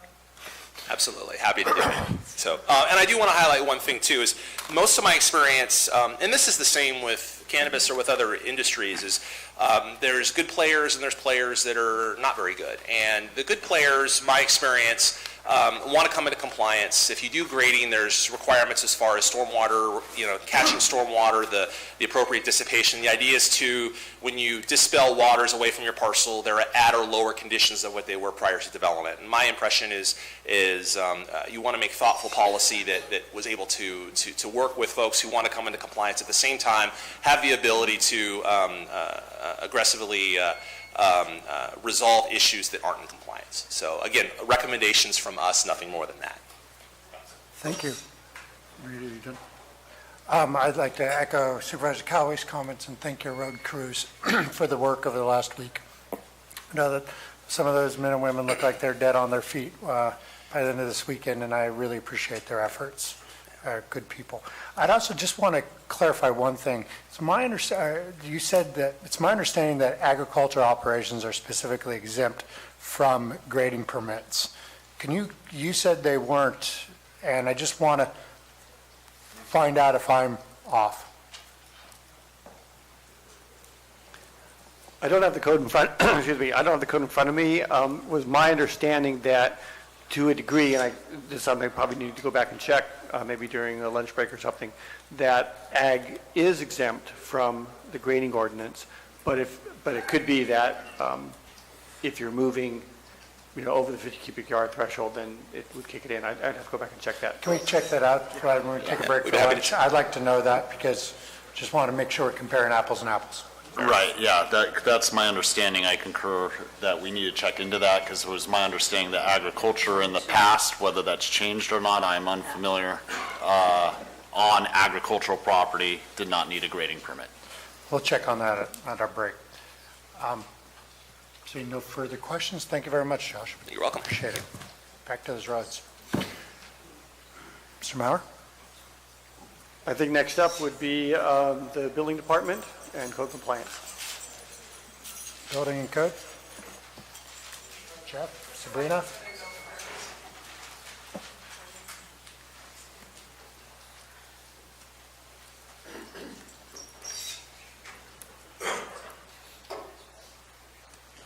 Sabrina, you're on. Good morning, Board. I'm Sabrina Cable with Code Compliance, and I just want to thank you for listening to staff today and taking what we have to say into consideration. A lot of what I'm going to say is going to reiterate what Peter said in his introduction.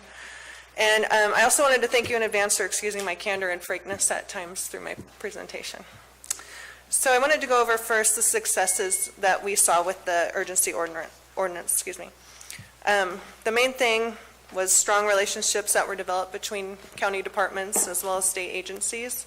And like Peter mentioned, the silos were broken down and we have much better communication now. It's carried on to other aspects of our jobs to this day. So I'm very grateful for that. The other success was the 2017 February update of Chapter 806 that allowed for the expedited enforcement of unlawful cannabis. We had extreme success with that program. And lastly, it was a crash course, but it was a good learning experience at the end of the day. Our staff learned a lot. Going from there, we'll go into the challenges code compliance faced with the urgency ordinance. From its inception, everything was done on a reactionary basis. There was no time to prepare or get ahead of any potential problems. It was basically an onslaught from the beginning, which we are only beginning to recover from. Some of those problems were lack of staffing. We had to rapidly recruit and hire staff. No adequate training. That includes identification of hazardous materials, water code violations, grading violations, etc. And most importantly and noteworthy was the complete lack of safety equipment and training for our staff. There were no baseline physicals done for staff. We had no oxygen monitors, no respirators. And we will never know what harmful substances staff was exposed to or any extent potentially done.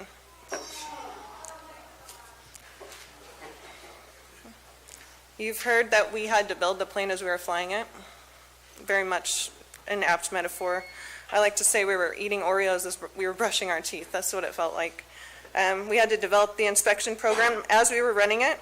We had no time to create forms or documents beforehand or develop an interdepartmental data hub.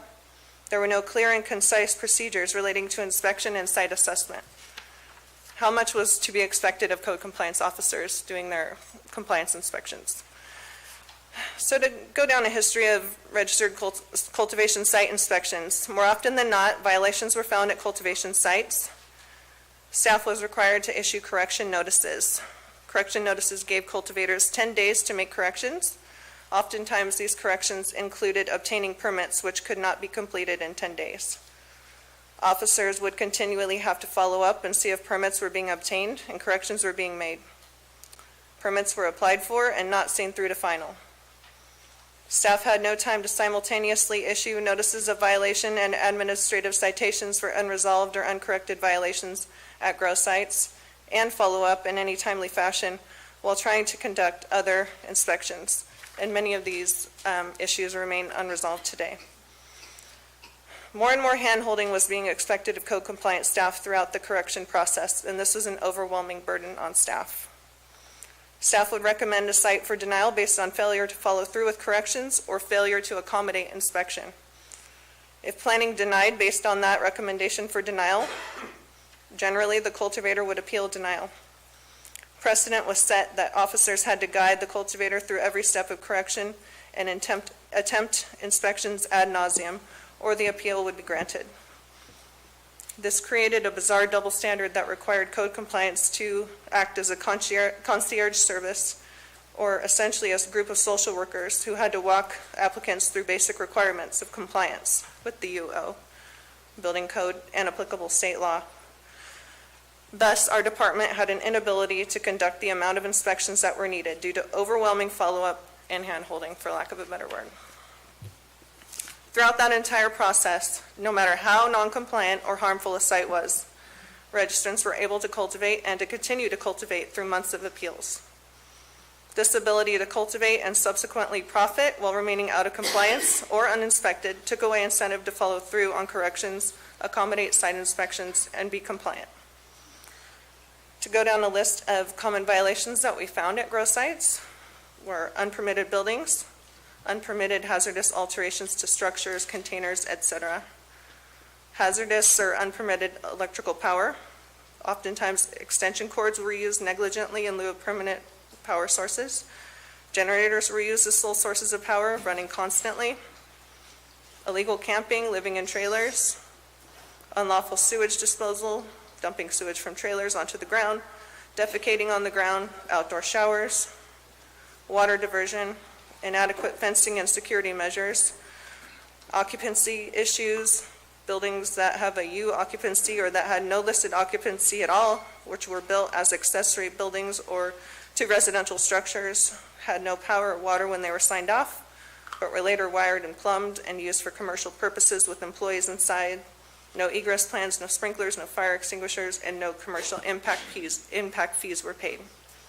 Unpermitted grading, illegal encroachments, and that's a general list of what we found on grow sites. And throughout all of this, it was expected of code compliance to also deal with the overwhelming amount of unregistered grows. We didn't have enough staff. Too much time was spent coddling those who needed corrections. And even though staff was hired solely for the regulatory program, all hands were on deck to deal with the tremendous workload and regular code enforcement suffered. One note, the board should not operate under the assumption that those that were not denied or those that were registered have cultivation sites that meet the requirement of the building code, fire code, state law, or satisfy the requirements of occupancy for employees. Many do not. In conclusion, what we found during enforcing the urgency ordinance was we had a complete and utter lack of preparation and resources. To go into what the county can do to ensure success if you choose to go with the program, absolutely no cultivation until the site is fully approved by every applicable department and a permit to grow is obtained.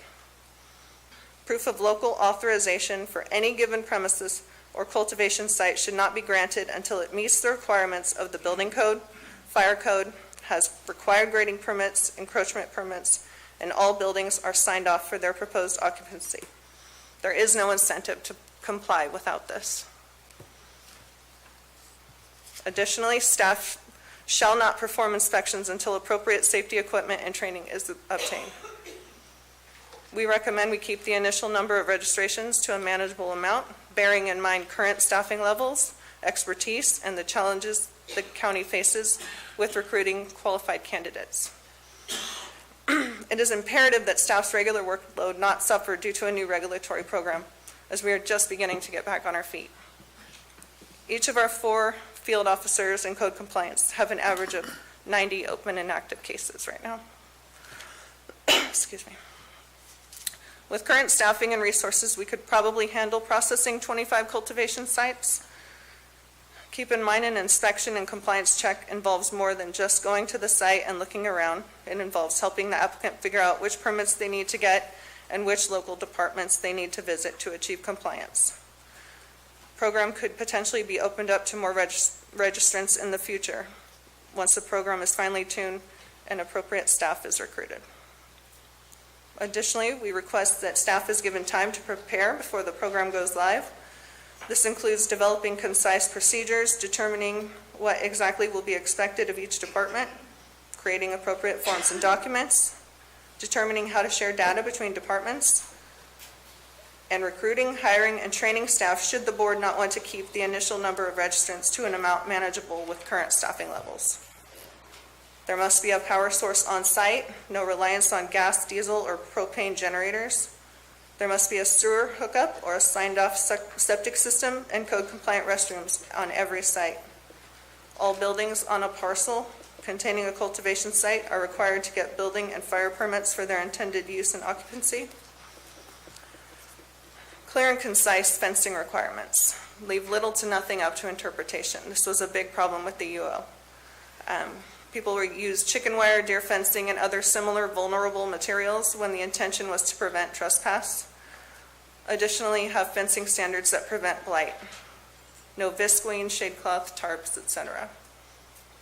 Greater setbacks in parcel size to prevent neighboring parcels from being affected by odor. And we had difficulty measuring canopy out in the field with the tools we had available to us.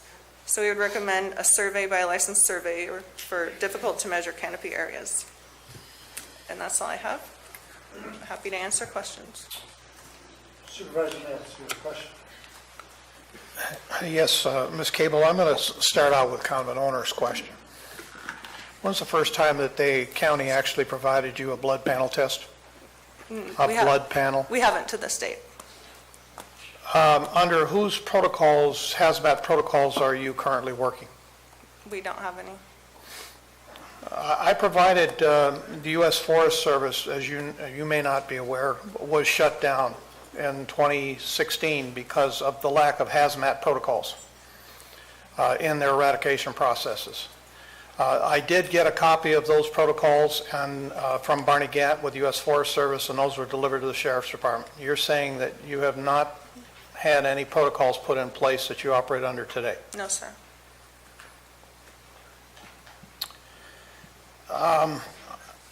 I'd really like to be sure that if we're going to go down this road, that we build in some thresholds for ceasing operations. That at some point, everyone clearly understands, here's the line in the sand, you either can get it, you figure it out, or we're done with you. And there's many counties that do that. They just simply say, here's what you have to have. If you don't have it, and we find you don't have it, I'm referring to Alameda County, and I'm referring to Contra Costa County. They come in, they eradicate, at that moment, it's over. You do not get another permit from them, you're out. So we have to have some type of a built-in threshold. I'm also concerned about the general plan, Mr. Maurer, talking about the dark skies ordinance. It is in there. At what point do we stop seeing the caterpillars in the sky at night? It's quite obvious, even today. So I'm concerned that your office is still overwhelmed. We are, and bear in mind, we work business hours, so we often don't get to see what happens at night. You ought to get in the air and take a look. It's quite impressive. But I really want to go back to this hazmat thing, that part of our process here needs to be sure that there are hazmat protocols that you folks are operating under, and that you have the safety equipment necessary to be on these sites. I consider that any of these sites to be hazardous until such time as it's proven that they're not. That is standard protocol for the fire service. It is standard protocol for many other methods of operation. And I'm deeply concerned that those processes are not in place as of today. And you know that I personally was with you on one. So I'm aware of that situation. It's been ongoing for a number of years now. And I know that Ms. Hawkins is also aware, and we do have a new, I believe her title is safety coordinator, who's been working with Ms. Hawkins to keep staff safe. It's not a matter of you going out unprepared. It's a matter that you shouldn't even be there unprepared. Correct. That is my deep concern. I agree. Okay. Thank you for your input. My pleasure.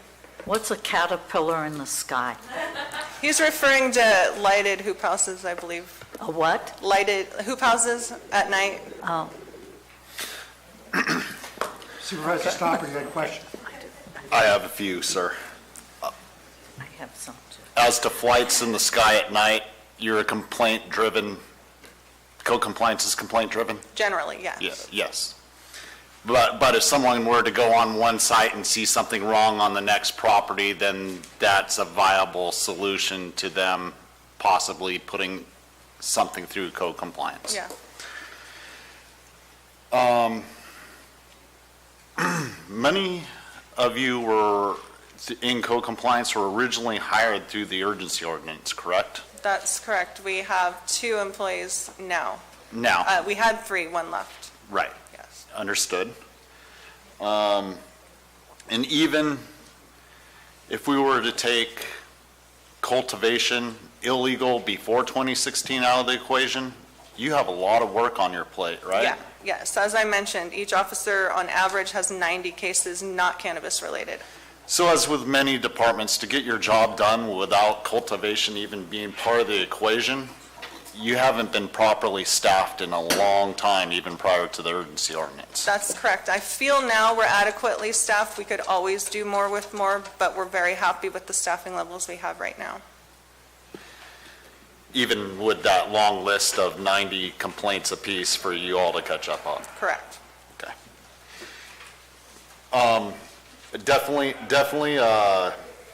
your suggestion on interdepartmental data exchange, I think that's something that we need to talk about with everything we do, and I'm very glad that at least the urgency ordinance brought more departments closer so they work together, because there's a lot of things that cross over for all the departments that they need to start working in together. So I think interdepartmental data exchange is crucial for everything we do. We're here working together, providing the services to the community. And it just makes it so much easier to have access to where planning's at with the processing of the application. Did they have their code compliance inspection yet? There's something you brought up on building permits. So you were giving people 2 weeks or 10 days to remediate some of the code compliance issues so they could proceed.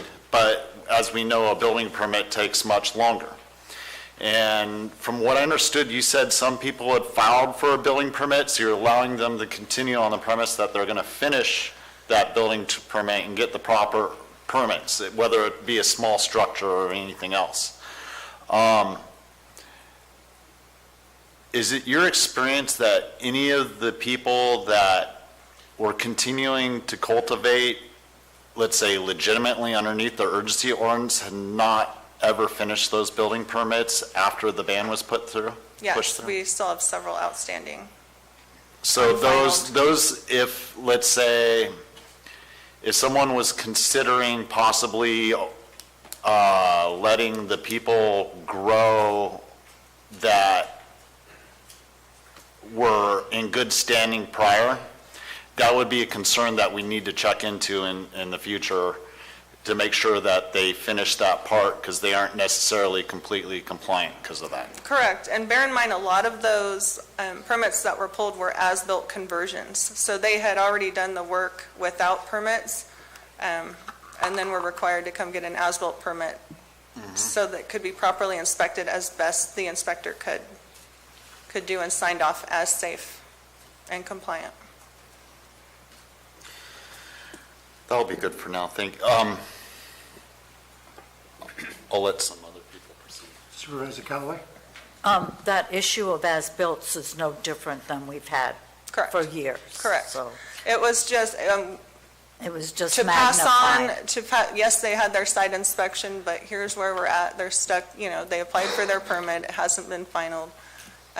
Time was of the essence. What I'm interested in is best practices. Again, nobody's addressing best practices in other counties. I mean, Calaveras is not unique. So that when you mentioned there was no baseline health issue and equipment, are other counties also requiring that? And other counties are using their ag departments to do some of the kinds of things our code enforcement's doing? I'm just concerned, are we going too much in one direction? What is happening elsewhere? Not that the concerns aren't valid, but what are we doing if a baseline's required for a code enforcement person, it should be required for an ag person, should be required for deputies, should be required for planning department? Is that what other counties are doing? I mean, I'm having a problem understanding, where is it that your department needs it? Wouldn't all departments need it? Do all departments do it in other counties? Because the issue is still the same. I can't speak for other counties. I don't have that data. Ms. Hawkins might have it available. I'm not sure if she's going to speak today. All I know is we had an incident where one of our officers was inspecting a site and went into a greenhouse where they were actively burning sulfur. We went into another site where there were CO2 burners, and we had no oxygen monitors. There's also the mold exposure. We don't know what we're exposed to, that's my point. And we will never know because we didn't have those baseline physicals. And that doesn't happen with anything else we do or inspect, except in the cannabis industry? As far as I know. Like mold in houses that I know they've seen. Code enforcement goes into some heinous Yeah, they do. situations, including cats, hoarders, Right. where we would love to have that safety protocol in place. Got it. So Our it isn't office- just for this, it's for No, other things. but this brought understand. a lot of it to light. Got When it. you're going out, you have to complete the inspection. If we get word of a hoarder situation, it's not, we can send in someone else, perhaps a contractor to, evaluate it. I mean, those are similar things to what Mr. Pack Yeah. was talking Yeah, about. absolutely.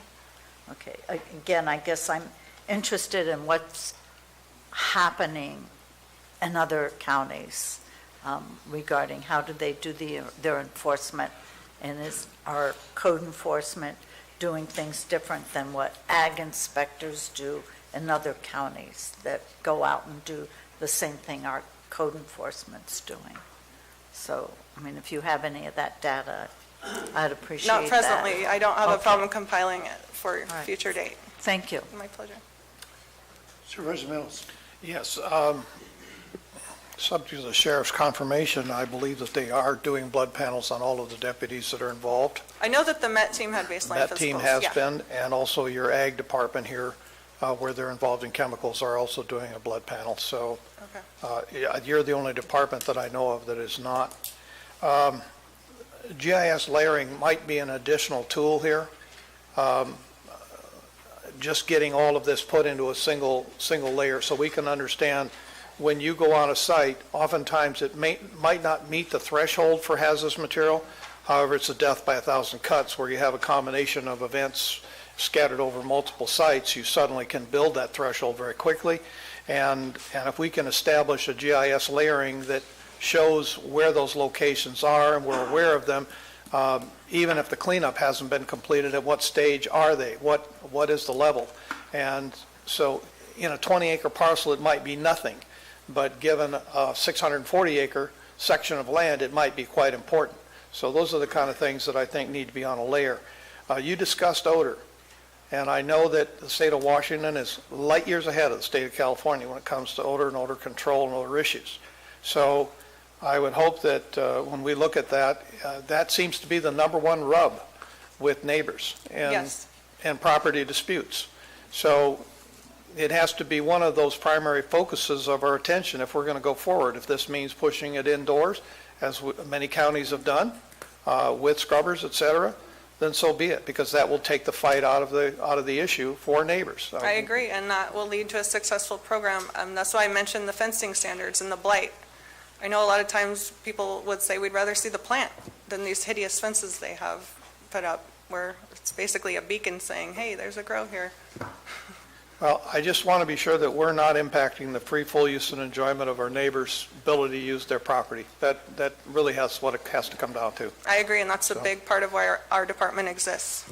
It is. Thank you. Supervisor Stopper. Part of the process in getting these applications approved is being within compliance of the standards prior to the license being issued. So at a certain point, we're going to, well, let me say this correctly. If we were to think about regulation in the future, how long would it take you to go through the checks prior to that license being delivered? And it depends on the number. Yeah, it totally depends on the number. Right now, like the number 25 keeps being brought up, that's about 6 inspections per officer that we have right now. Could be done in no time.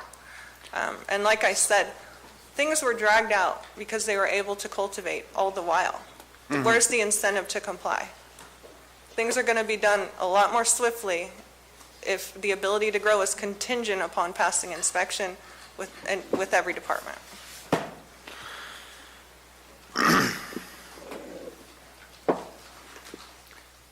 Thank you very much.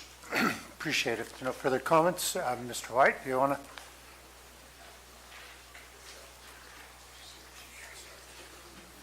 Good morning. Jeff White, your interim building official. I'd like to thank Sabrina for a very well-prepared presentation. It was very insightful, and she did a great job. I'm part 2 of the presentation, and my list got shorter and shorter and shorter as I watched everything proceed. And following my presentation, I'd like to inform you that the fire districts, there's 9 of them in the county, have representation here today as well, and they'd like to express some of their concerns. I'd like to take a minute and talk about building codes. Building codes are not something that everybody is aware of. You only become aware of the types of things that affect you when you want to do a project. On the big grand scheme of things, California has adopted the California Code of Regulations. Approximately every 3 years, those codes are updated. And by updating those codes, it comes to the elected board to adopt those codes. And if there's any amendments to those codes, then they are also presented. So right now, we're on the 2016 code. So the next code cycle might be 2020. There is always some changes in the code that have to be examined that are different from the last code cycle. Having said all that, I'd like to bring to your attention that in the building codes, in Chapter 3 in the Code of Regulations, Volume 1, buildings need to be identified for their use, occupancy, and classification. Now, I say that because I assume that we're going to probably have new construction that is related to this industry, and it would be treated in no way differently than any other business or any other commercial venture. So if we're talking commercial buildings, we have a set of rules that need to be understood. No, the rules are very well spelled out in the California Code of Regulations, the Health and Safety Code, the Business Professions Code, Civil Code, and we can go on and on and on. The idea of the codes is to provide for building safety. So building safety is why we are here, and the premises, it needs to be safe. I don't think there's anybody that would disagree with the idea that safety should be the most important thing that everybody thinks about around their property and that sort of thing.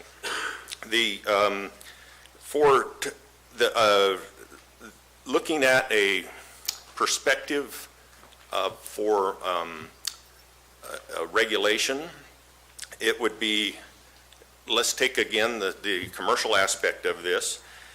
We want to have people have a successful submittal, and a successful submittal will help expedite the process if they, and the key to this is getting design professionals, which is actually required by this Business and Professions Codes for commercial buildings, to help them understand what needs to be prepared for construction documents so they aren't constantly shifted back and forth with lack of a complete submittal.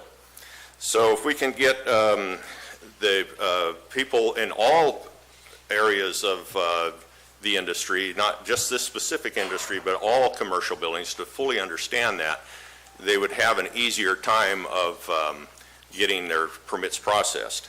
So the documents being prepared by a professional really it's time well spent, and also a contractor, professional contractor, disciplined in any type of construction that's going to be generated on any property. The contractor, plumbing contractor, electrical contractor, B license and A, whatever. There's a lot of different contractors. That is another good thing to keep in mind for a successful happy ending to what your project's going to be. So, as mentioned before, one of the things that concern us in any environment is what's being stored in these buildings. And hazardous material, if there's no reason why they can't be placarded for identification. So the fire department, the ambulance, the sheriff's office, the code compliance officers, a building inspector, or just a casual visitor can understand that there's something in a building that might be worthy of concern. So I heard the portable generators have been talked about.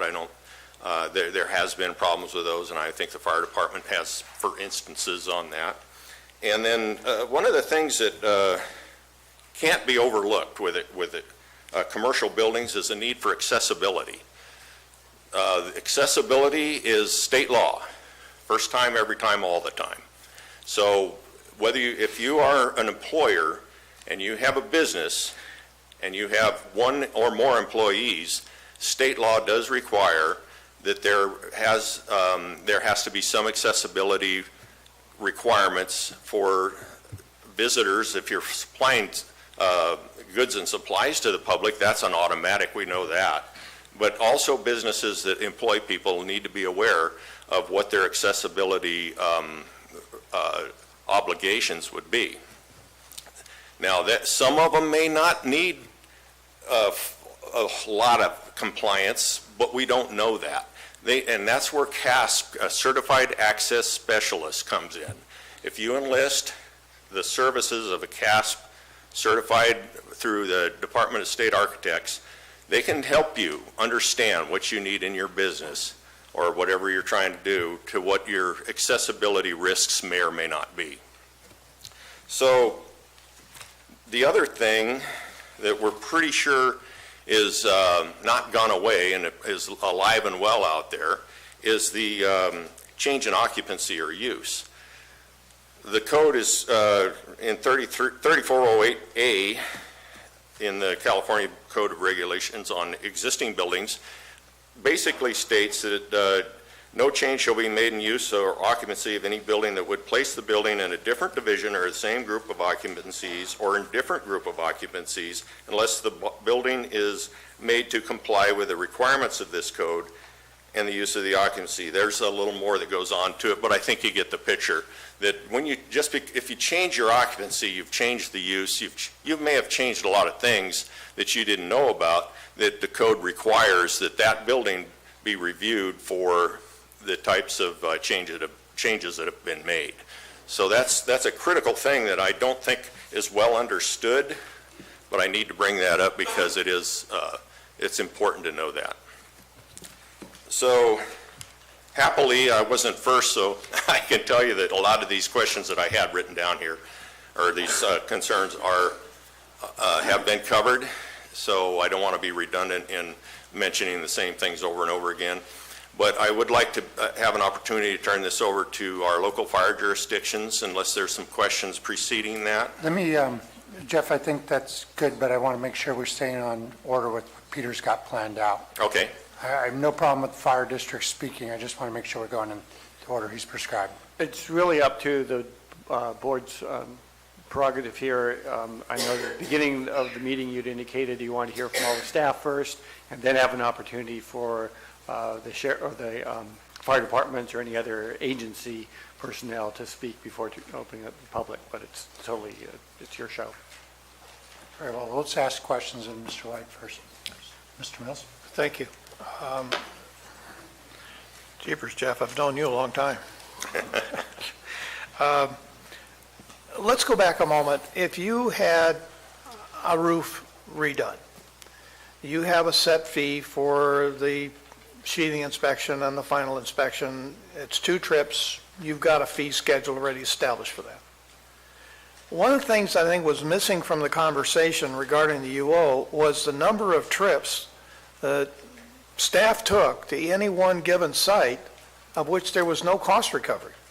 It was just a free trip, and it was a constant holding of hands to bring people into compliance.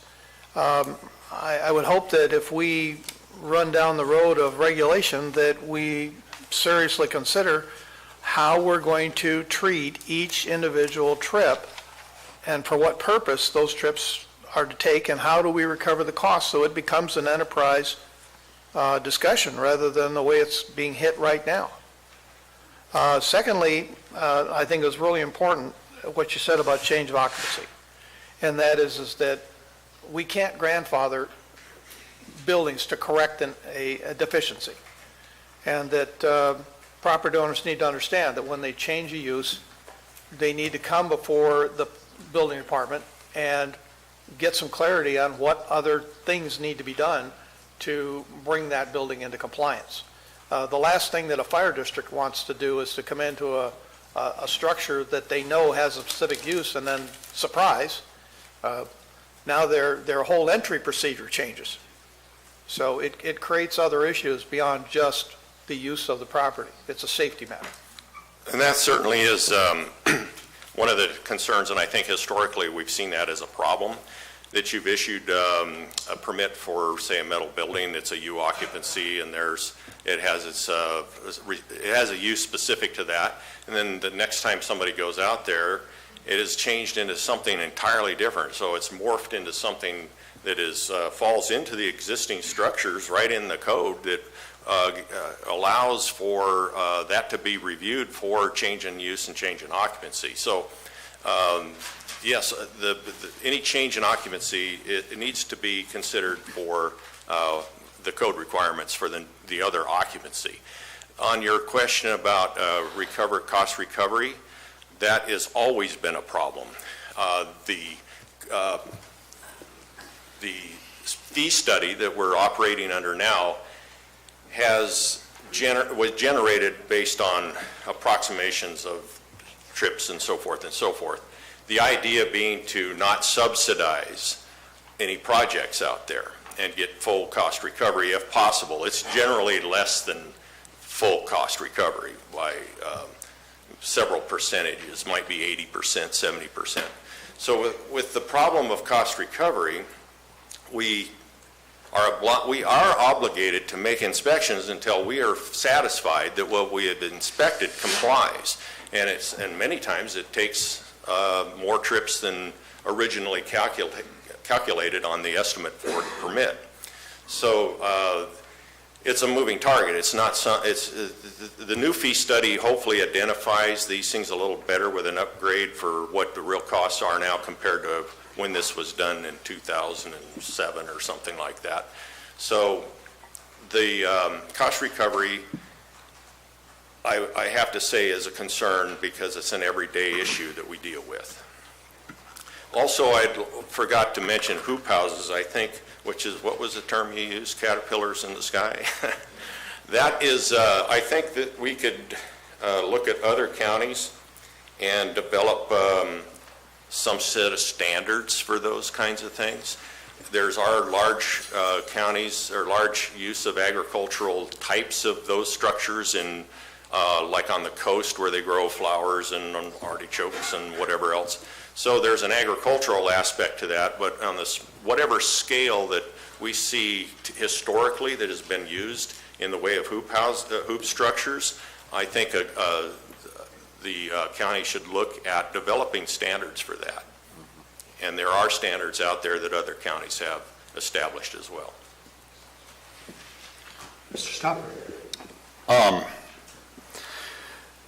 My last vacation I'll get for a long time was in December, and I went down Southern California. I drove up to Santa Barbara with my daughter, and we drove through Santa Maria, San Luis Obispo, and there's just miles of hoop houses with flowers and other types of agriculture in them.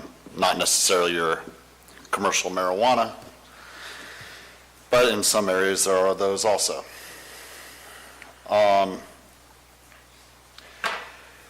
Each trip that you go out and you recheck these was applied to the registration fees, correct?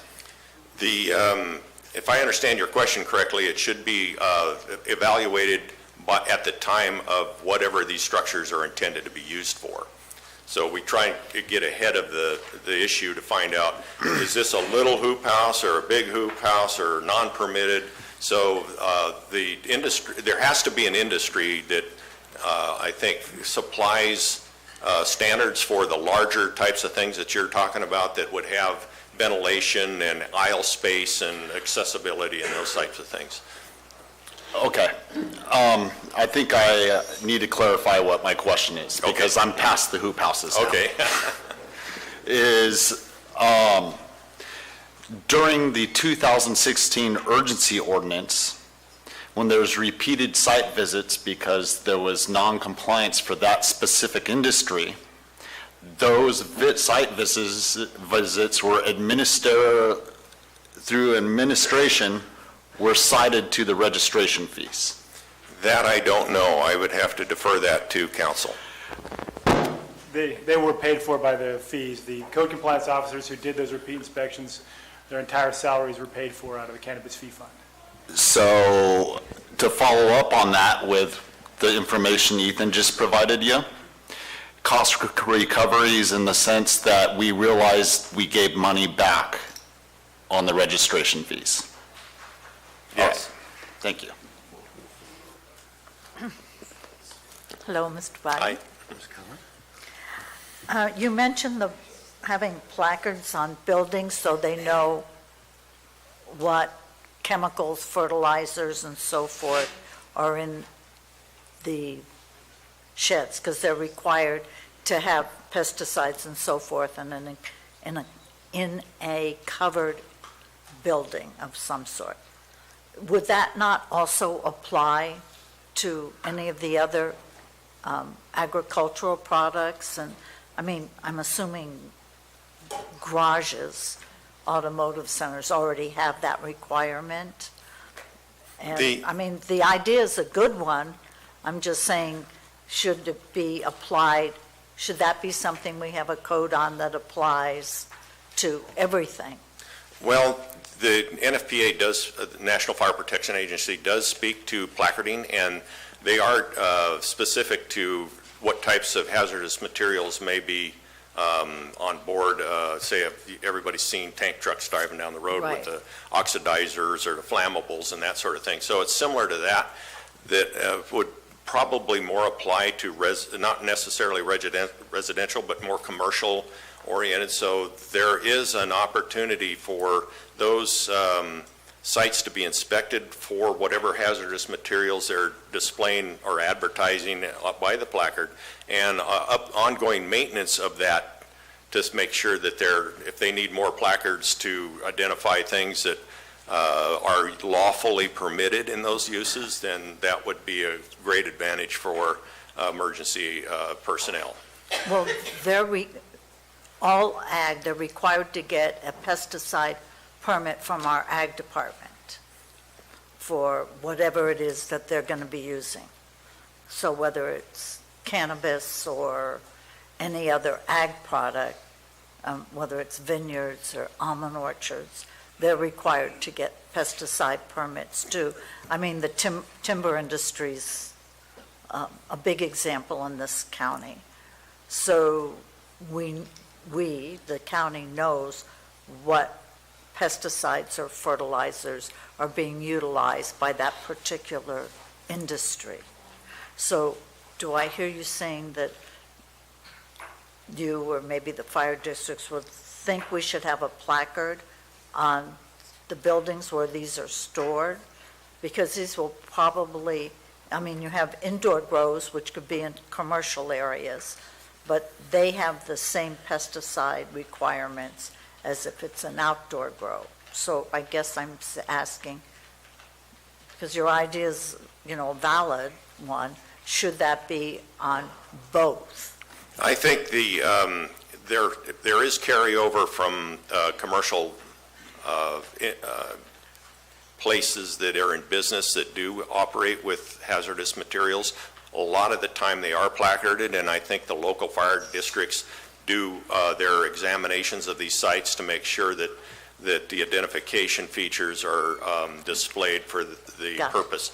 Now, on a regulation through an ordinance, I think it would be to everybody's advantage to have a placarding system in place which is definitely the same as the universally used everywhere.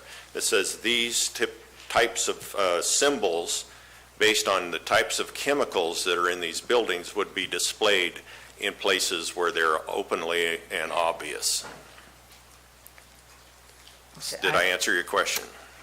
Yes and no. I mean, I hear where you're going with that, and, it's not that I don't support it, but the county also has the ability to tell, in this case, the cannabis industry, you cannot use any hazardous, what would be deemed hazardous materials.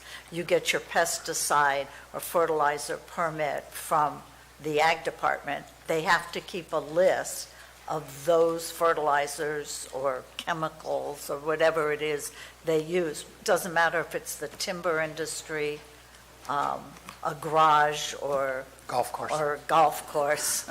They have to, or whatever. They keep a list of everything the applicant uses. So yes, they're required to. I would totally agree with what you're saying, and I think that the agricultural department and the environmental health department probably has the long-range maintenance plan for that sort of thing, as well as the initial placarding requirements.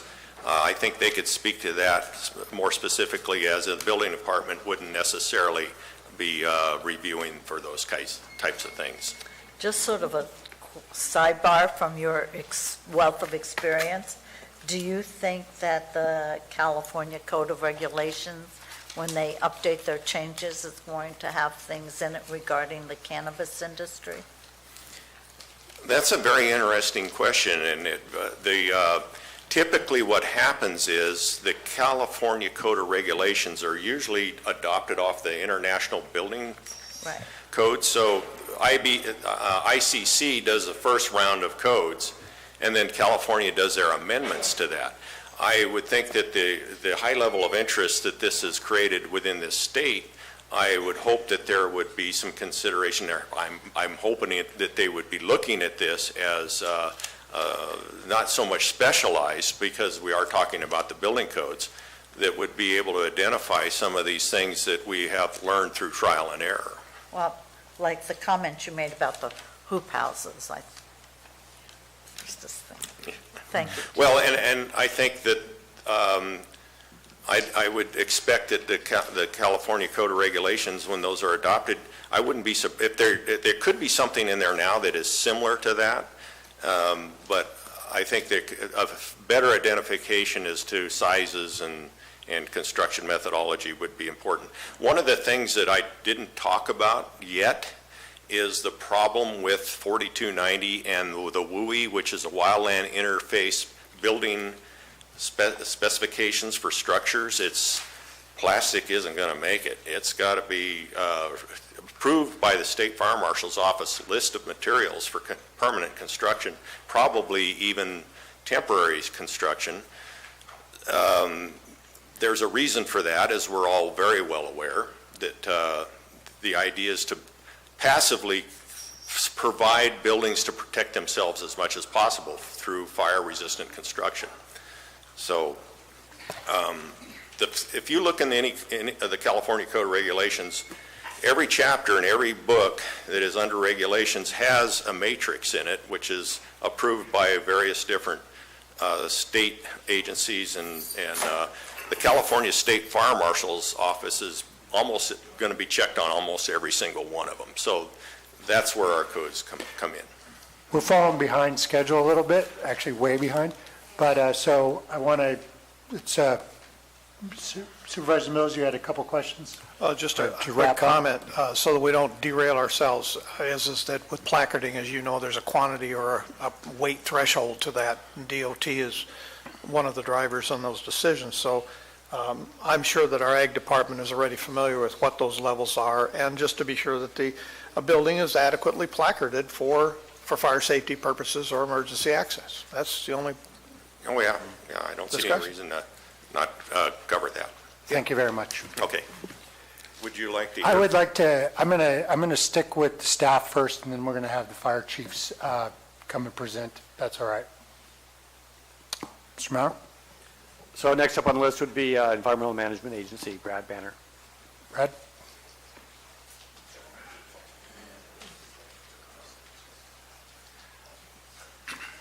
Good morning, Mr. Chair, members of the board. The first question was what worked for the urgency ordinance, and I guess I'd just echo what's been said already, the teamwork that was established. We were acquainted now at that time with administrative, compliance, and environmental issues and challenges that we'll face again if the board decides to regulate again. And we've all become more familiar with the concerns and issues of the community. So stepping forward, we have that knowledge base already. I just want to say, and as far as if the board chooses to regulate cannabis cultivation again, what can we do to improve the regulatory processes? I talked at length with our staff person, Stephanie Hessler, who went on the inspections, and I talked with the other environmental health staff, and I talked to county staff from the other departments to try to get their input. And then I discussed it with Crystal Lynn Anderson from Trinity County, who's the environmental health director there, and then the manager of hazmat for Humboldt County, and the environmental health director there that happened to be in Hawaii but emailed back and forth with me, Wesley Nix from Placer County, who is probably one of the most knowledgeable hazmat people of environmental health directors that I know. So I have a high regard for his input. Heather Forshey from Marin County.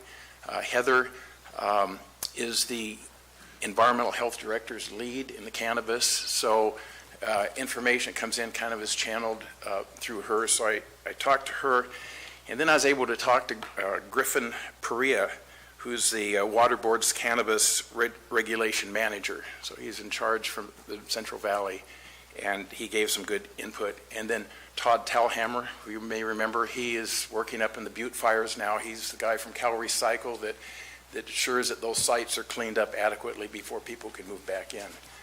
So I have some comments that they're not all just off the top of my head on this. I have like 5 suggestions. One is to improve the regulatory process. We should better differentiate between the cultivators that are attempting to comply with our requirements and be regulated from those that aren't, and that need these civil or criminal enforcement.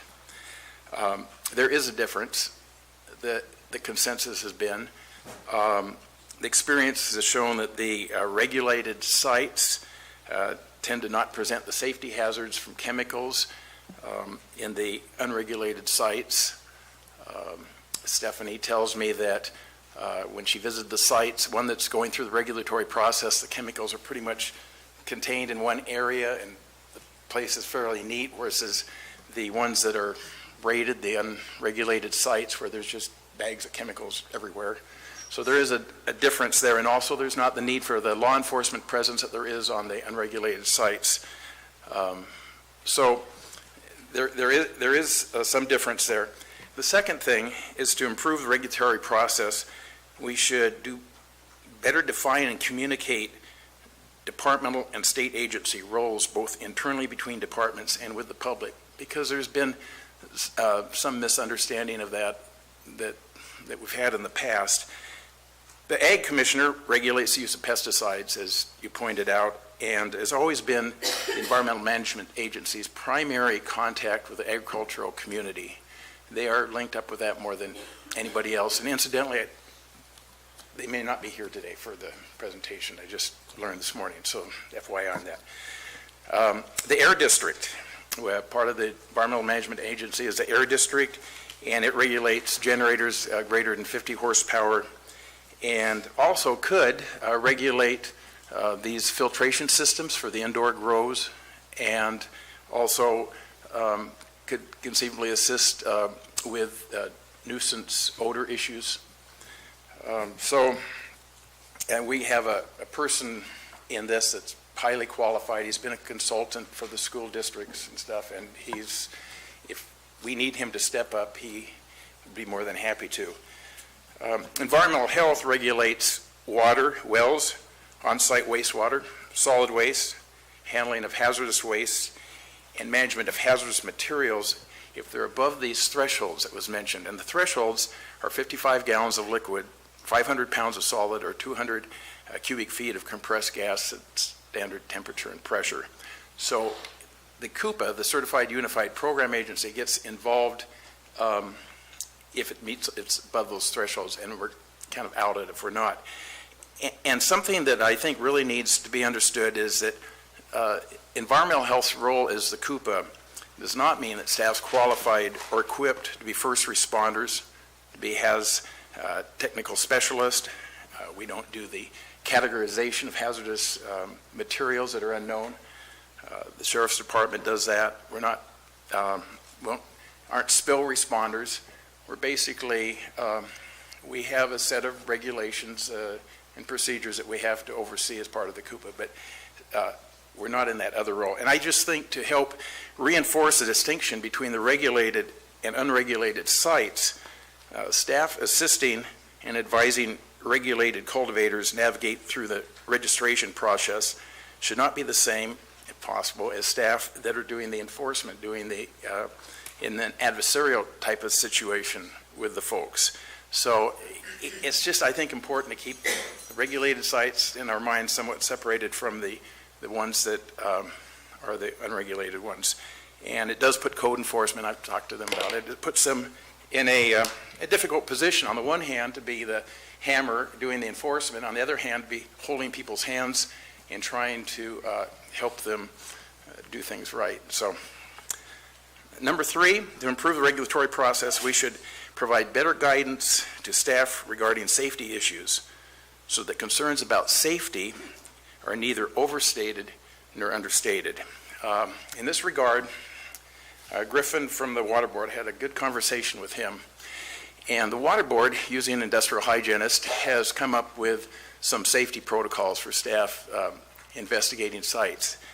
And I just real briefly touch on them because this comes up over and over again. They do make a differentiation between indoor grows and outdoor grows, and between regulated sites and the unregulated sites. And for the regulated sites, they start out with 2 administrative processes.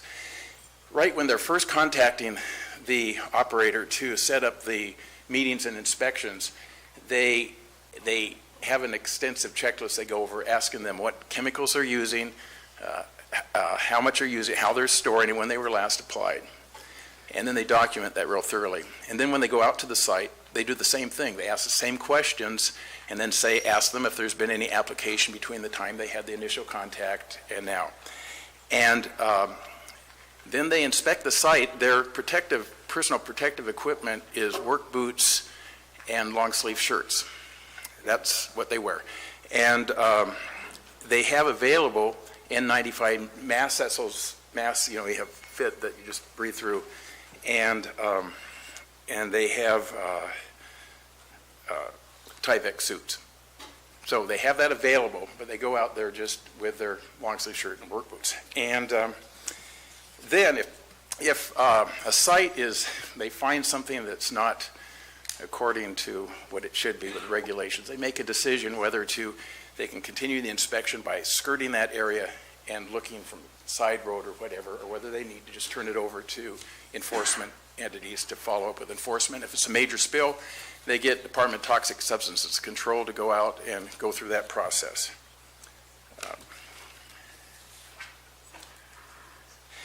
The difference in an enclosed site is they also have a meter that can determine whether there's too much carbon dioxide there. And back in 2017, our environmental health manager, Lisa, who's probably in our department, the most knowledgeable about hazmat issues, purchased one. So we do have one of those that can be used.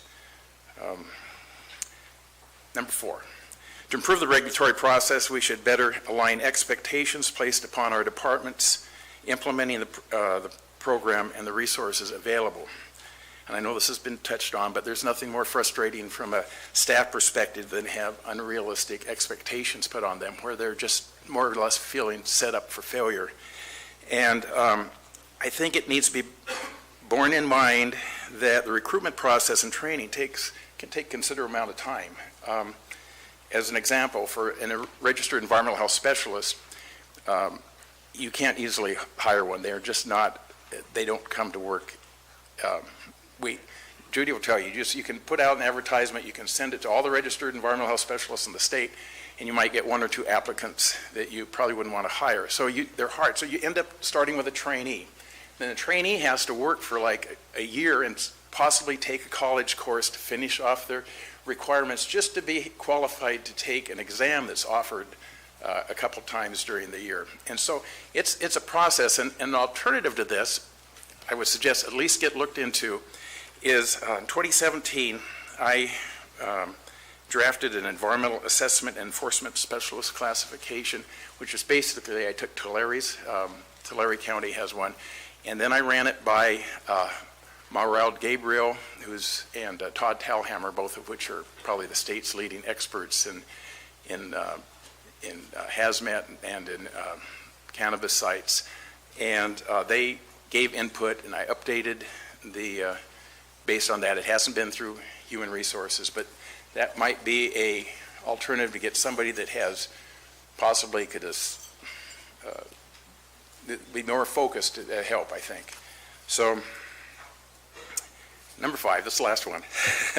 To improve the regulatory process, we should incorporate new elements into the regulatory program to address gaps that were found previously. And really recommend we look at a permit coordinator, somebody that's going to actually work and facilitate these people. It's a little bit like, I'll give you an analogy on a septic installation. If you want a septic system put in and you hire a contractor that does that for a living, you're going to get that system put in probably fine. But every once in a while, we come across a homeowner that wants to do it themselves and rent a backhoe.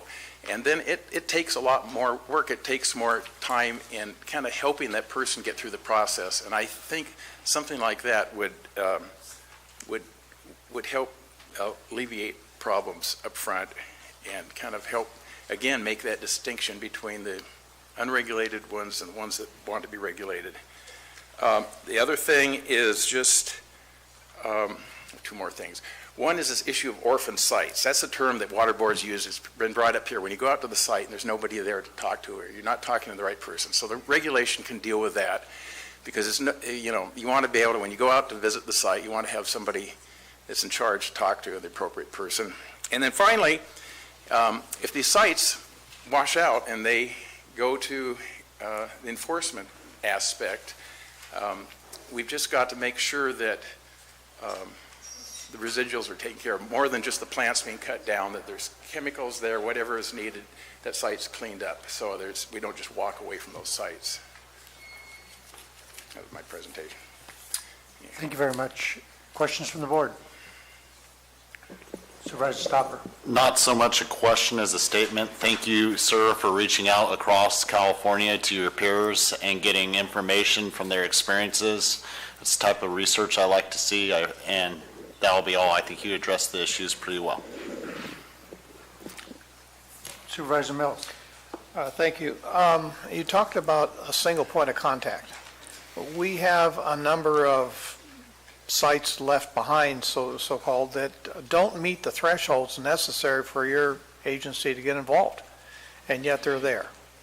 At what level do we then, where do we go from here to getting those areas cleaned up? Because is code compliance going to need to be involved in it? How do we get at cleaning up those sites that don't meet your thresholds? And I'm going to give you an example. The butane cylinders over here at the high school didn't meet your threshold. Well, that's something I've talked to code enforcement quite a bit about too, and try to brainstorm on something like that. And I think it's an area we need to work on, because I'm not really sure. One speaker at a time. And he's speaking. Because I know there's Dirty Works or something like that hauls things out. There's a point where you need to get an expert in to take a look and assess the site and determine what needs to be done. Maybe a boiled down version of what DDTSC does, because what they do is they require a work plan, and then they get a professional, turns in a work plan, and then they follow through the work plan. When that's done, then they sign it off as cleared. We don't really have anything like that. I don't think that we're following, and maybe something like that could be worked in, because if we're going to truly make a distinction between the enforcement sites and the regulated sites, there needs to be that transition so that that gets taken care of, and we don't just walk away from them. Yeah. I just want to be sure that that's included in the conversation, because there seems to be a big gap between what your thresholds are to get engaged and all of that that's down below here. Right. And that, what do we do with that? Who's involved and who's going to deal with it? Because in essence, it's property that's just sitting there.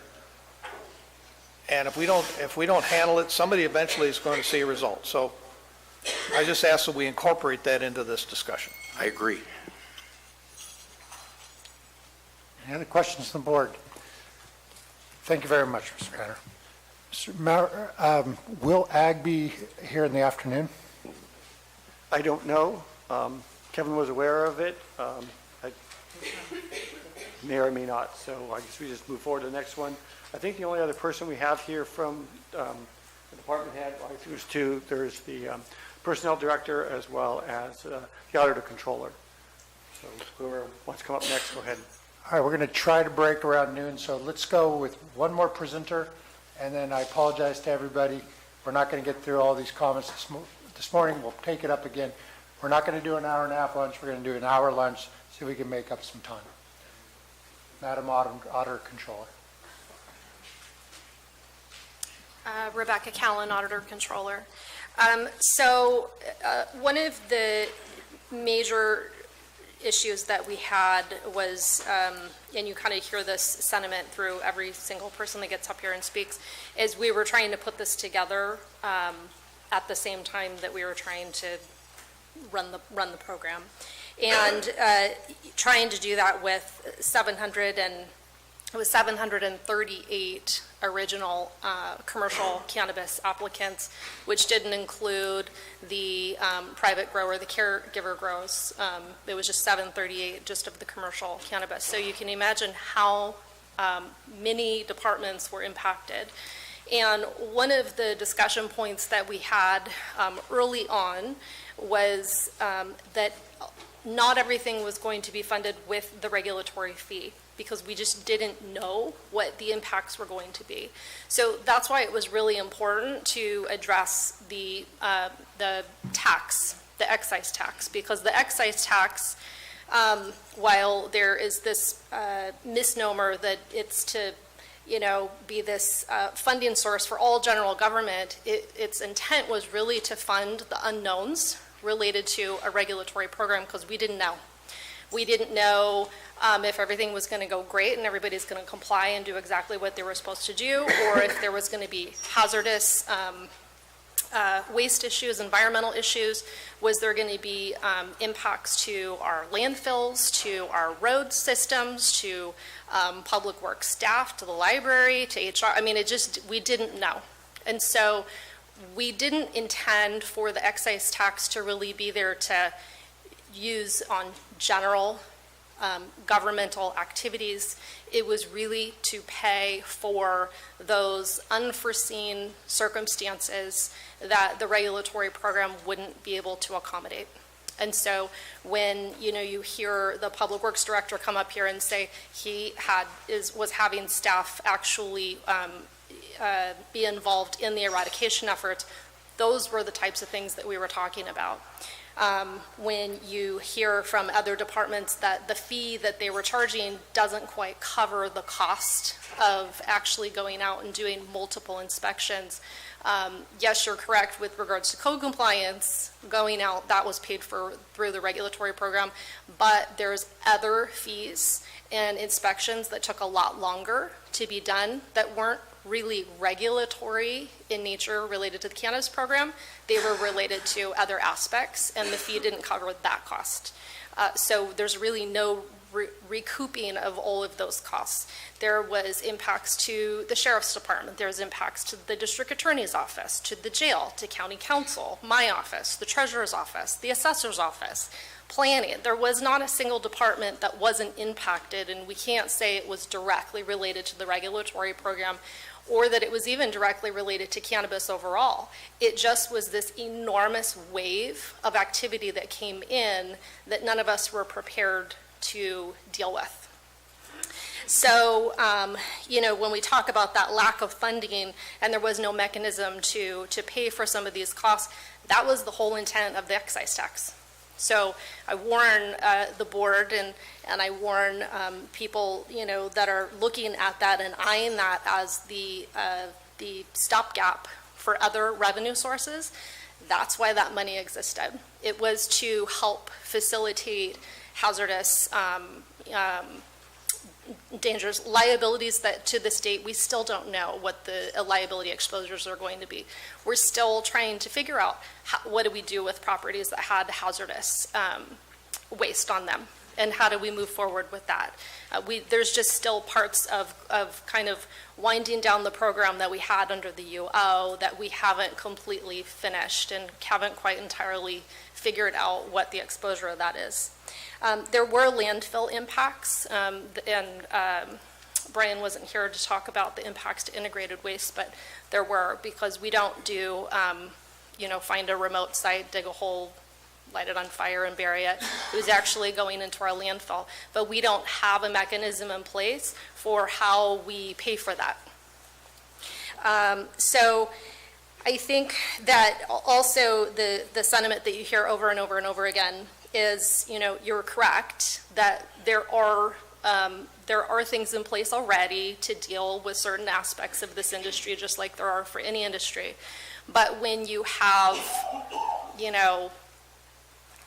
this much coming in at one time, it was impossible for each department to adequately be able to do it. So even though in some cases the Board of Supervisors approved additional staffing, approved us to contract out, approved higher budgets, we refunded money because we couldn't hire the staff. It wasn't for lack of trying, it wasn't for lack of recruitment, it wasn't for lack of the board approving staffing changes in each of our respected departments, some of us, not all of us. But it was just a matter of, we have 60, and Judy can speak to this, we have 60-something open positions right now that have nothing to do with cannabis.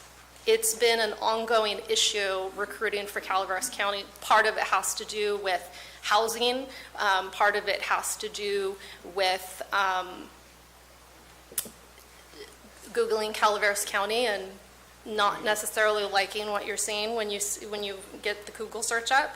I think part of the issue specifically with recruiting for cannabis-related positions, there was a known uncertainty with the longevity of that. Am I going to leave a position that I have longevity in, that I'm vested in, and come here, and then potentially have that position go away in a year or two? So all those things we were trying to combat, and that is a big reason why we had trouble specifically for those types of positions. Another area that we had issues with, we didn't have established policies and procedures, checklists for departments to follow. We're trying to put all that together while we're going out there. And that makes it difficult because I think industry people that were really trying to comply, they felt like the rules kept changing. Well, they kind of did, because until the departments would get out there and realize, oh, we didn't address this, that would be a problem. So that was constantly changing. So having established policies and procedures with regards to whatever the regulatory program is before the start date is important, making sure there's checklists for inspections and there's checklists and educational information for industry would be very helpful. I think the big issue that I saw, and I still see it even with the refund program that we're dealing with right now, is generally, if you're going to go into business, you probably have a lot more experience in following regular rules with regards to hiring employees and insurance of those employees, workers' comp, break rooms, and all these things that go along with having employees. What we saw a lot was this was kind of new. And so they didn't know all of the things that they needed to comply with. So having that information available to them, for any industry makes it easier for that industry to be successful. We have issues right now with business permitting, that you try to go get a business permit and you have to go to 5 different departments to try to get that done. So that was kind of an issue. And one of the other areas that I particular had a real difficult time with was there was no centralization. So I would have to, and I know this was a frustration with some supervisors, and I know it was frustration with the public, and I know it was frustration with industry people. They would have to go and talk to 6 different departments to try to gather all the information to determine what their answer was. And, trying to figure out, which stage an application was in or where's the holdup, made it difficult. It also made it difficult for my office, well, how much budget is left, because we've got umpteen departments that all are engaging in their piece of the program that is all hinging on a particular budget. So trying to figure out, I can't go to one person who knows where the process is at any given time. I'd have to go to 6 or 7 or 8 different departments. So having that centralized point of contact and point of focus would have been very, very helpful on a whole myriad of reasons, not just internally, but externally. And I think that it would give the ability to react better. So if things are working or things are not working, at least you have that centralized point of contact who can identify which piece is not working and what changes need to happen. I watched it was a 60-minute special. It was right before the California election with regards to whether cannabis should be legalized for recreational use. And the governor of Colorado was asked what words of advice would he give to any states where this was going to pass. And what he said was, start slow and start small. You can always expand, but trying to retract is very difficult, if not impossible. If you want this to move forward and you want this to be successful, be mindful that we're all still learning how this is supposed to operate and what is in the best interest for our entire constituency, and trying to find a middle ground if that's what the board so chooses. So start small, because in a small for a small sample, we can change. We can make changes relatively quickly. If you try to make changes on 738 applications, it doesn't go well, or it doesn't go at all.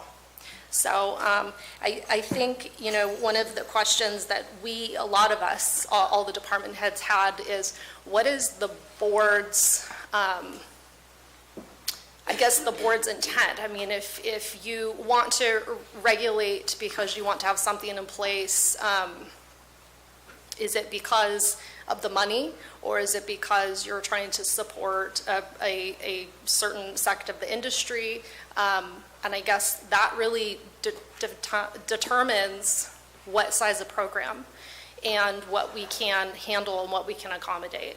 And if it really is about the money, just be wary that tax was to pay for the unforeseen consequences, and we still haven't seen what all the unforeseen consequences are.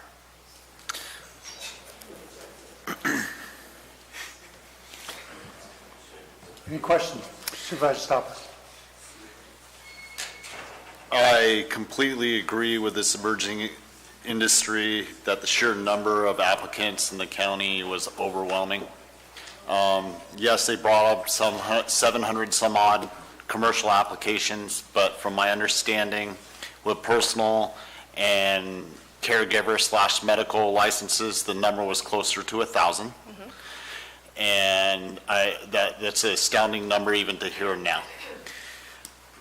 So through your experience in trying to track all this, I understand, you know, probably a central person would help streamline it. Would you also suggest like project codes for timesheets?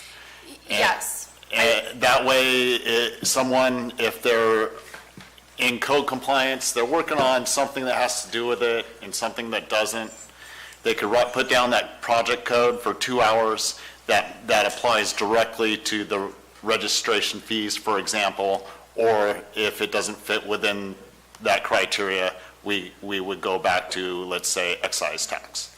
Correct. So I am not a genius, but and I can't tell the future, but I do use common sense.